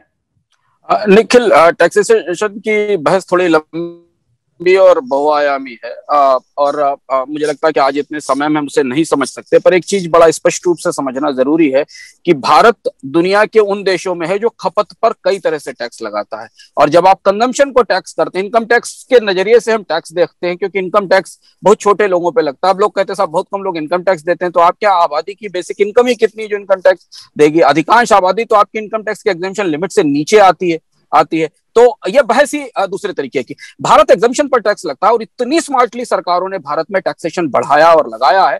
आपकी जो चीज, जो भी खपत जिन टैक्सेस से प्रभावित होती है, जो आपके जीवन में महंगाई लाती है, वो सब जीएसटी के दायरे से बाहर है। जहां से डायरेक्ट महंगाई आ रही, बिजली बाहर है, रियल एस्टेट बाहर है, रजिस्ट्रेशन बाहर है, पेट्रोल डीजल बाहर है। एक छोटा सा आंकड़ा ध्यान रखने की जरूरत है, जहां से लोगों को समझ में आ जाएगा कि टैक्सेशन की पॉलिसी किस तरह से है। सरकार ने 1.5 लाख करोड़ रुपए की राहत कारपोरेट टैक्स में 2018 में कंपनियों को दी और पिछले साल 2,94,000 करोड़ रुपए पेट्रोल डीजल से टैक्स में वसूल लिया। 2,94,000 करोड़ रुपए वो उस साल वसूला जब सबसे ज्यादा मंदी थी, जब इकोनॉमी बंद थी, माइनस में ग्रोथ चल रही थी। तो भारत की पूरी टैक्सेशन पॉलिसी कंजम्पशन को स्टाइफल करने वाली, कम रोकने वाली पॉलिसी। और हम आज भी मल्टीपल टैक्सेशन के शिकार हैं। आप कार खरीदने से लेकर और टोल पे करने तक कम से कम 11 जगह एक ही सर्विस पर टैक्स दे रहे होते हैं। तो ये जो टैक्सेशन पॉलिसी है ये इन्फ्लेशनरी है। ये टैक्सेशन पॉलिसी लोगों को कम खर्च करने के लिए, और इसमें और बहुत सारे मुद्दे हैं। हुआ ये कि पिछले एक साल में जब सरकार के रेवेन्यूज बुरी तरह टूटे तो गवर्नमेंट ने अन्य देशों की सरकारों की तरह हमारी जिंदगी आसान करने के लिए टैक्स घटाया नहीं, बल्कि कंसिस्टेंटली टैक्स बढ़ाया। आप पेट्रोल डीजल का उदाहरण आप अपने सामने देख सकते हैं। 2016-17 के बाद 400% के आसपास पेट्रोल डीजल पर टैक्सेशन इंक्रीज हुआ। ऐसा लगता है इसे पूरा देश की सारी सरकारें मिलकर सिर्फ एक ही चीज को निचोड़ लेना चाहती हैं, जबकि अंतरराष्ट्रीय बाजार में कच्चे तेल की कीमत 60, 65, 66 के आसपास है। कोई आग नहीं लगी है उसमें। यही पोजीशन आप फार्मास्यूटिकल इंडस्ट्री के ऊपर टैक्सेशन के लिए देख लीजिए, यही पोजीशन आप और बाकी सारी चीजों पर देख लीजिए। तो अगर हम टैक्सेशन की पॉलिसी के नजरिए से देखने की कोशिश करेंगे तो आपको दिखाई देगा कि ये पॉलिसी भारत में इन्फ्लेशनरी भी है। हमारे जैसे देश में जहां एवरेज कॉस्ट ऑफ लिविंग बहुत हाई है, लोगों की इनकम लेवल बहुत कम है, वहां इनडायरेक्ट टैक्सेशन हर उस व्यक्ति को भी असर करता है जो सड़क पर खड़ा हुआ होता है, और जो ऊपर वाला है उसके लिए तो खैर उतनी बड़ी बात नहीं पड़ती। तो ये चीज हमें दिख रही है जीएसटी आने के बाद भी, और जीएसटी आने के पहले भी वही स्थिति थी, जीएसटी आने के बाद भी। और इसीलिए दो महत्वपूर्ण चीजें समझना जरूरी है कि जीएसटी, जिसके बारे में कहा जाता है कि उसने देश में टैक्स के रेट्स कम कर दिए, बाकी चीजें कम कर दिए, भारत की डिमांड नहीं बढ़ी जीएसटी आने के बाद, जीडीपी में ग्रोथ नहीं बढ़ी। जिस दिन से जीएसटी आया उस दिन के बाद कंजम्पशन डिमांड लगातार गिर रही, product wise, sector wise demand में भी बढ़ोतरी नहीं हुई, कुछ बड़े सेगमेंट्स को छोड़ दीजिए। तो यह समझना जरूरी है कि क्या टैक्सेशन पॉलिसी भारत में कंजम्पशन को सपोर्ट करती है या कंजम्पशन को ही दबाव में रखती है, जो भारतीय अर्थव्यवस्था का सबसे बड़ा टरबाइन है, जो 60% कंट्रीब्यूशन करता है जीडीपी की ग्रोथ में। हमारी टैक्सेशन पॉलिसी हमें ज्यादा खपत करने के लिए प्रेरित करती है, हमें रोकती है ज्यादा खपत करने से। और अगर हम ज्यादा खपत नहीं करते हैं तो कंपनियां इन्वेस्टमेंट कैसे करेंगी, रोजगार कैसे आएगा, पहली चीज है। दूसरी एक और थ्योरी समझना जरूरी है निखिल, की इस महामारी ने दुनिया में सरकारों के काम करने के, बजट चलाने के, इनके सबके सारे तरीके सर के बल खड़े कर दिए, बिल्कुल हिला दिया है कि हम कैसे सोचते हैं इकोनॉमी के बारे में, हम कैसे देखते हैं किसकी क्या रिस्पॉन्सिबिलिटी है, इसे समझते हैं। भारत में कंसिस्टेंटली ये बात कही जाती है कि गवर्नमेंट स्पेंडिंग बढ़ाइए, सरकार खर्च करेगी तो लोगों को रोजगार आएगा। आप irrespective of political party Bharat की सरकारों के बजट उठाकर देख लीजिए, सरकारें तो उतना भी खर्च नहीं कर पाती जितना उनको सामान्य दिनों में मिलता है। सरकारों के विभागों का खर्च, क्योंकि भारत में गवर्नमेंट की स्पेंडिंग कैपेसिटी बहुत ही छोटी है, पाइपलाइन बहुत छोटी है, आप इनडायरेक्ट स्पेंडिंग कर सकते हैं। और इसलिए जब भारत में सबसे भयानक मंदी आई पिछले साल, तो सरकार ने जो पैकेज जारी किया वो पैकेज 80% क्रेडिट ड्रिवन पैकेज था। बैंकों से कहा जा रहा था कि आप कंपनियों को, काम करने वालों को कर्ज दीजिए। सामान्य समझ की बात है कि मेरी दुकान बंद है, मुझे पता नहीं कि कब दुकान खुलेगी, कब धंधा शुरू होगा, मेरे पास क्या 20% रिटर्न होगा कि मैं 10% इंटरेस्ट पे कर सकूं। इसलिए भारत की सबसे उदार क्रेडिट पॉलिसी के बाद, ब्याज दरों में लगातार कमी के बाद, आरबीआई का डेटा बताता है कि भारत में बैंकों से क्रेडिट की डिमांड 10 साल के लोएस्ट लेवल पर। आपके पास कर्ज भी सस्ता था, सरकार गारंटी भी दे रही थी, बैंक अपनी खिड़कियां खोले हुए बैठे थे, फिर भी लोग कर्ज लेने क्यों नहीं गए? क्योंकि वो कर्ज कैसे लेंगे जब उन्हें पता नहीं कि कारोबार आगे हमें वो रिटर्न देगा कि नहीं देगा। तो ये कहीं ना कहीं चैलेंज स्ट्रक्चरल है। ऐसी सिचुएशन में सरकारों को स्पेंडिंग का स्ट्रक्चर बदलना पड़ेगा, ढांचा बदलना पड़ेगा। सड़कों पुलों को बनाकर लंबे समय के प्रोजेक्ट से ज्यादा जरूरी है कि लोगों के हाथ में पैसे पहुंचाने की कोशिश की जाए। और वो दो ही तरीके से हो सकती, या तो आप डायरेक्ट बेनिफिट ट्रांसफर करके उनको पैसा दें, या उनकी जिंदगी आसान करें और जिंदगी जीने की लागत कम करें।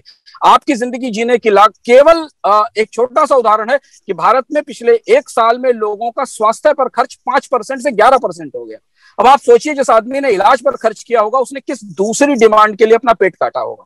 और अगर वो कपड़े खरीदने में हर साल जितना पैसा खर्च करता है उससे आधा खर्च कर रहा है, तो जालंधर लुधियाना की कोई कपड़ा फैक्ट्री बंद हो रही है इसके कारण। ये समझना जरूरी है।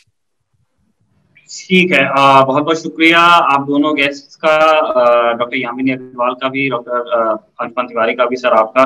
खासतौर पे आपका एक, हम जानते हैं, हमारे दर्शकों को भी हम इन्फॉर्म करना चाहते हैं, एक बड़े अर्जेंट एंगेजमेंट के लिए आप घर से निकले हुए थे, लेकिन फिर भी आपने बीच में हमारे लिए वक्त निकाला है। शुक्रिया सर। और जैसा सौरभ कह रहे थे कि मार्केटिंग का मार्केटिंग का मौका छोड़ना नहीं चाहिए। तो डॉक्टर अग्रवाल को आप दिल्ली टॉप शो पर भी रेगुलरली देखते हैं। जब जब हमें इकोनॉमिक इनसाइट्स की जरूरत होती है तब हम मैडम से वक्त लेते हैं। थैंक यू मैम, आज भी हमें वक्त दे रहे हैं। चलिए अब बढ़ते हैं नेता नगरी के अगले और आखिरी सेगमेंट की तरफ, जिसका नाम है फुर्सत की सलाह। फुर्सत की सलाह में सबसे पहले मेरे काबिल साथी निखिल आपको बताएंगे कि वो इस वीकेंड पर क्या करने वाले हैं। Nikhil, over to you. Weekend पे सौरभ घर जाने की तैयारी है, और लेकिन मैं घर जाऊंगा तो मैं अपने साथ ये किताब लेकर के जाऊंगा। ये गौरी देशपांडे की किताब है, आहे असं आहे, है ना, मराठी में है, लेकिन गौरी देशपांडे एक बड़ी नामचीन ऑथर हुई है मराठी में, और वो मुंबई में रहती थी, और उनकी राइटिंग को लेकर के, जैसे भाषाओं में लिखने वाले जो लोग ऑथर्स होते हैं उनके साथ ये होता है कि वो अपने लोकल में बहुत ज्यादा इंट्रेंस्ड होते हैं, लेकिन गौरी देशपांडे काफी मतलब जिसको कहते हैं काफी कॉस्मो आउटलुक के साथ लिखती थी, और इसीलिए उनकी जो कहानियां हैं वो खूब पॉपुलर हैं, और काफी अनुवाद भी हुआ है उनका अन्य भाषाओं में भी, और अंग्रेजी में तो अच्छे अनुवाद भी मिल जाएंगे आपको। तो अगर आप पढ़ना चाहते हैं, कहानी शॉर्ट स्टोरीज भी लिखी है इन्होंने, उपन्यास भी लिखे हैं, तो ये पढ़ सकते हैं। और जिनको मराठी आती है वो ये कलेक्शन जरूर देखें, आहे असं आहे। बहुत सुंदर कहानियां हैं, छोटी छोटी, और बहुत टच करती हैं आपको अलग अलग लेवल्स पे। तो ये एक काम किया जा सकता है, ये वीकेंड पे खत्म हो जाने वाली किताब भी है। देखने के लिए भी कोई सलाह? आपने इन दिनों क्या देखा? मैं पीछे हो गया था क्राउन देखने में, तो मैं तो अपना जो चौथा सीजन उसका बच गया था, मैं वही निपटा रहा था। तो वही है। ओके। मेरी सलाह में कुछ किताबें हैं, कुछ फिल्में हैं। पहली किताब जो जल्द रिलीज होने वाली है, and I will strongly recommend, juggernaut से आई है ये किताब, the lover boy of Bahawalpur. ये इस किताब का नाम है। How the Pulwama case was cracked. Pulwama में जो फिदायीन हमला हुआ था जिसमें हमारे 40 जवान शहीद हुए थे, उसके पीछे पाकिस्तान और पाकिस्तान में बैठे आतंकवादियों ने और कश्मीर में बैठे आतंकवादियों ने किस तरह से साजिश रची, उसका बहुत डिटेल में, बहुत ही दिलचस्प एक एक ब्यौरे को निकाल के वर्णन किया है राहुल पंडिता ने। राहुल से आप पहले भी किताबवाला में मुखातिब हो चुके हैं। इस किताब के लिए भी हम राहुल पंडिता से किताबवाला के तहत बात करेंगे। राहुल ने our moon has blood clots और हेलो बस्तर नाम की 2 चर्चित किताबें लिखी हैं, एक माओइस्ट इंसर्जेंसी पर और एक कश्मीरी पंडितों के पलायन पर, और ये तीसरी किताब है। जगरनॉट से ये किताब है, 499 रुपए इसकी कीमत है। ये मेरी पहली वीकेंड रिकमेंडेशन है, मैंने ये पढ़ ली है, उसके बाद ही मैं आपको रिकमेंड कर रहा हूँ। दूसरी किताब मेरे प्रिय कथाकार हैं प्रवीण कुमार, दिल्ली यूनिवर्सिटी में प्रोफेसर हैं। उनकी ये लंबी कहानियों की किताब है वास्को डिगामा की साइकिल। ये इस किताब का शीर्षक है और इसे राजपाल ने छापा है। प्रवीण कुमार की पिछली किताब भी राजपाल से ही आई थी, और इसमें 7 लंबी कहानियां हैं, और एक कहानी तो आप सबसे पहले पढ़िएगा। जो पहली कहानी है, एक राजा था जो सीताफल से डरता था।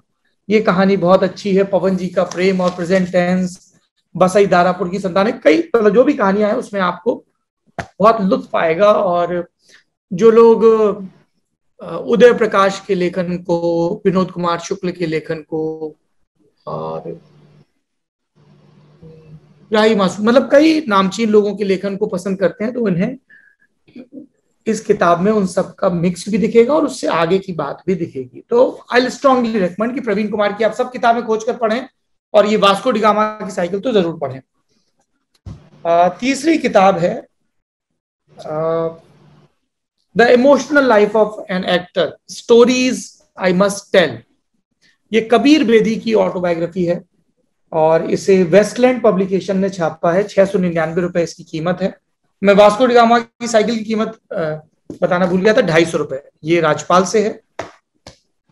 कबीर बेदी की ऑटोबायोग्राफी है।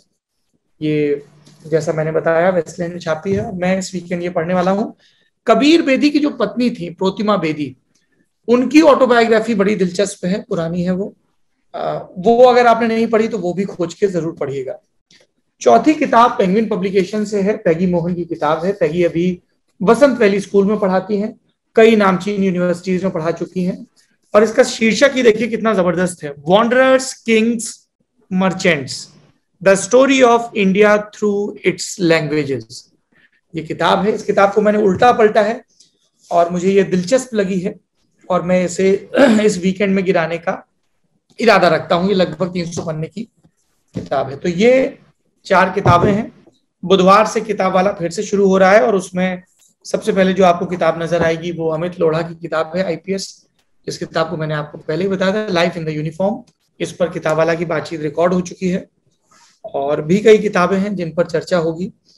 और फिल्मों की बात करूं तो एक काफी पुरानी फिल्म है लेकिन बहुत प्यारी फिल्म है और जिनके परिवार में परिवारजनों के अलावा कुत्ते भी होते हैं वो तो इस फिल्म से बहुत कनेक्ट करेंगे। इस फिल्म का नाम है हाची, अ डॉग्स टेल। ये 2009 की फिल्म है। राम जाने मुझसे कैसे छुट्टी हुई थी अभी तक। तो इस फिल्म को देखने के बाद मुझे बख्तावर और झुमरी की, है ना, याद और आने लगी है। बहुत दिनों से लॉकडाउन के फेर में उनसे मिला नहीं हूँ। तो एक कुत्ते और एक इंसान के बीच की कहानी। एक प्रोफेसर है म्यूजिक के और एक कुत्ता है जिसका नाम हाची है, जापानीज कुत्ता है और उनके पास एक्सीडेंटली पहुंच जाता है और ये एक ट्रू स्टोरी पे बेस्ड कहानी है। So you can watch, it's a good, प्यारा सा वॉच। और एक सीरीज भी मैंने देखनी शुरू की है और सीरीज एक्चुअली कई शुरू की हैं पर जो मैं फिलहाल रेकमेंड करूंगा वो है द सरपेंट। और it's a good writing, good detailing, good writing. और मैंने एंटोन सॉर्किन की लिखी न्यूज रूम को भी रिवाइज करना शुरू किया है। तो अगर आपने नहीं देखी है द न्यूज रूम तो आप वो भी रिवाइज कर सकते हैं। आज की वीकेंड रिकमेंडेशन में इतना ही है। और करना तो बहुत कुछ होता है लेकिन समय की कमी रहती है तो कर नहीं पाते हैं। मुझे एक नई भाषा सीखनी है और कैलीग्राफी का अपना अभ्यास जो छूटा हुआ है उसको आगे बढ़ाना है, उर्दू का, तो बहुत सारी चीजें हैं। पर आजकल घर के काम इतने ज्यादा होते हैं कि ज्यादा कुछ कर नहीं पाते हैं। आप लोग अपना ख्याल रखें। निखिल जी आप भी अपना ख्याल रखें और काका और काकी को मेरा प्रणाम कहें और सुरक्षा के साथ वहीं से रह के काम करें। ठीक है निखिल जी? ठीक है सर। और जब आप वापस आएंगे तो मेरे लिए कुछ मराठी लेखकों की, बल्कि वापस आने की जरूरत नहीं है, मतलब उसके पहले ही कुछ अच्छे मराठी लेखकों की अगर किताबें मुझे हिंदी में मिल पाए तो मुझे पार्सल करिएगा। ठीक है? बिल्कुल। वो जैसे वैसे एक ही चीज है, उसके लिए उसको खरीदने के लिए जो सही जगह है वो मेरा घर नहीं है, लेकिन हाँ मैं बिल्कुल आपको अरेंज करवाता हूँ। और विजय, आप इतने साधन पत्रकार हैं, हर शहर में आपके मुरीद हैं। मुझे हर महीने एक अच्छी मराठी किताब का हिंदी अनुवाद भेजिए ताकि मैं उसे पढूं। विजय तेंदुलकर के बहुत अच्छे काम आपको हिंदी अंग्रेजी दोनों में मिल जाएंगे। वो तो अंग्रेजी खुद लिखते भी थे। सर इधर रखे हुए दाएं हाथ पे। अच्छा वो ठीक है, फिर बाकी लोगों पे जाएंगे। गौरी देशपांडे से शुरू करते हैं। हाँ, उनके अंग्रेजी में अच्छे। हिंदी में अनुवाद नहीं है क्या मराठी लेखकों के? हिंदी होते हैं सौरभ, लेकिन जैसे ये मेरा निजी अनुभव है, बिल्कुल लोग डिसएग्री भी कर सकते हैं। हिंदी अनुवाद ना बहुत अच्छे मिलेंगे नहीं आपको। तो जैसे आप जब आपको हिंदी में पढ़ेंगे आपको लगेगा और मुबारक को, तुम दोनों लोग मराठी और हिंदी समझते, तुमको करने चाहिए कुछ अनुवाद। कौन करेगा? नहीं, आपको उसके लिए मतलब जैसे मैं तो बहुत ऑनेस्टली एक्सेप्ट कर सकता हूँ कि उतनी स्किल नहीं है ना हिंदी में ना मराठी में कि जिन लोगों का नाम ले रहा हूँ वैसे कोई अनुवाद अटेम्प्ट करे।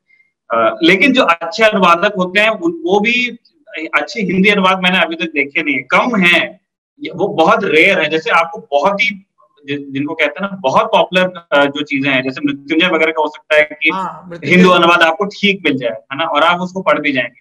लेकिन जो उस भाषा को जानता है और जिसने मृत्युंजय मराठी में पढ़ी होगी और अगर वो कोई खराब अनुवाद पढ़ रहा है तो उसका वो फिर बड़ा मायूस होता है। वो ऐसा लगता है कि यार मैं, क्योंकि वहां तक ले नहीं जा पाते हैं लोग। मैंने देखा है पूरे सेंटेंसेस खा जाते हैं, पूरे पैराग्राफ्स खा जाते हैं, पूरी वो फीलिंग गायब कर देते हैं। तो ये एक हिंदी ट्रांसलेशन के साथ जब मैं जामिया में पढ़ता था तभी भी ये दिक्कत थी कि हमारे साथ ऐसे बहुत लोग थे जो अंग्रेजी, जामिया में 3 भाषाओं में आप पेपर अटेम्प्ट कर सकते हैं, उर्दू, हिंदी, इंग्लिश। तो जो बच्चे अंग्रेजी नहीं जानते थे उनकी शिकायत होती थी कि यार हिंदी की किताबें इतने आधे मन से लिखी जाती हैं, हम क्या पढ़े। सत्य बात। तो बेचारे बिल्कुल वो टूटी फूटी अंग्रेजी में ही फिर पढ़ते थे। और फिर हम लोगों ने किताब मतलब रिक्वेस्ट की थी यूनिवर्सिटी से कि वो थोड़ा जो ये वाणी प्रकाशन वगैरह जो निकालते हैं वो चीजें लेकर के लाइब्रेरी में ले, और फिर वो एक्सेप्ट होके वो किया। तो वो तो एक बहुत लंबी चीज, मैं आपको लेकिन दिलवाऊंगा किताबें, मैं करवाता हूं। Thank you, I am grateful. आप लोग भी, दर्शकों, मेरे दोस्तों, मेरे परिवार के सदस्यों, अपना खूब ख्याल रखें, सुरक्षित रहें और संवाद चलता रहे। Thank you.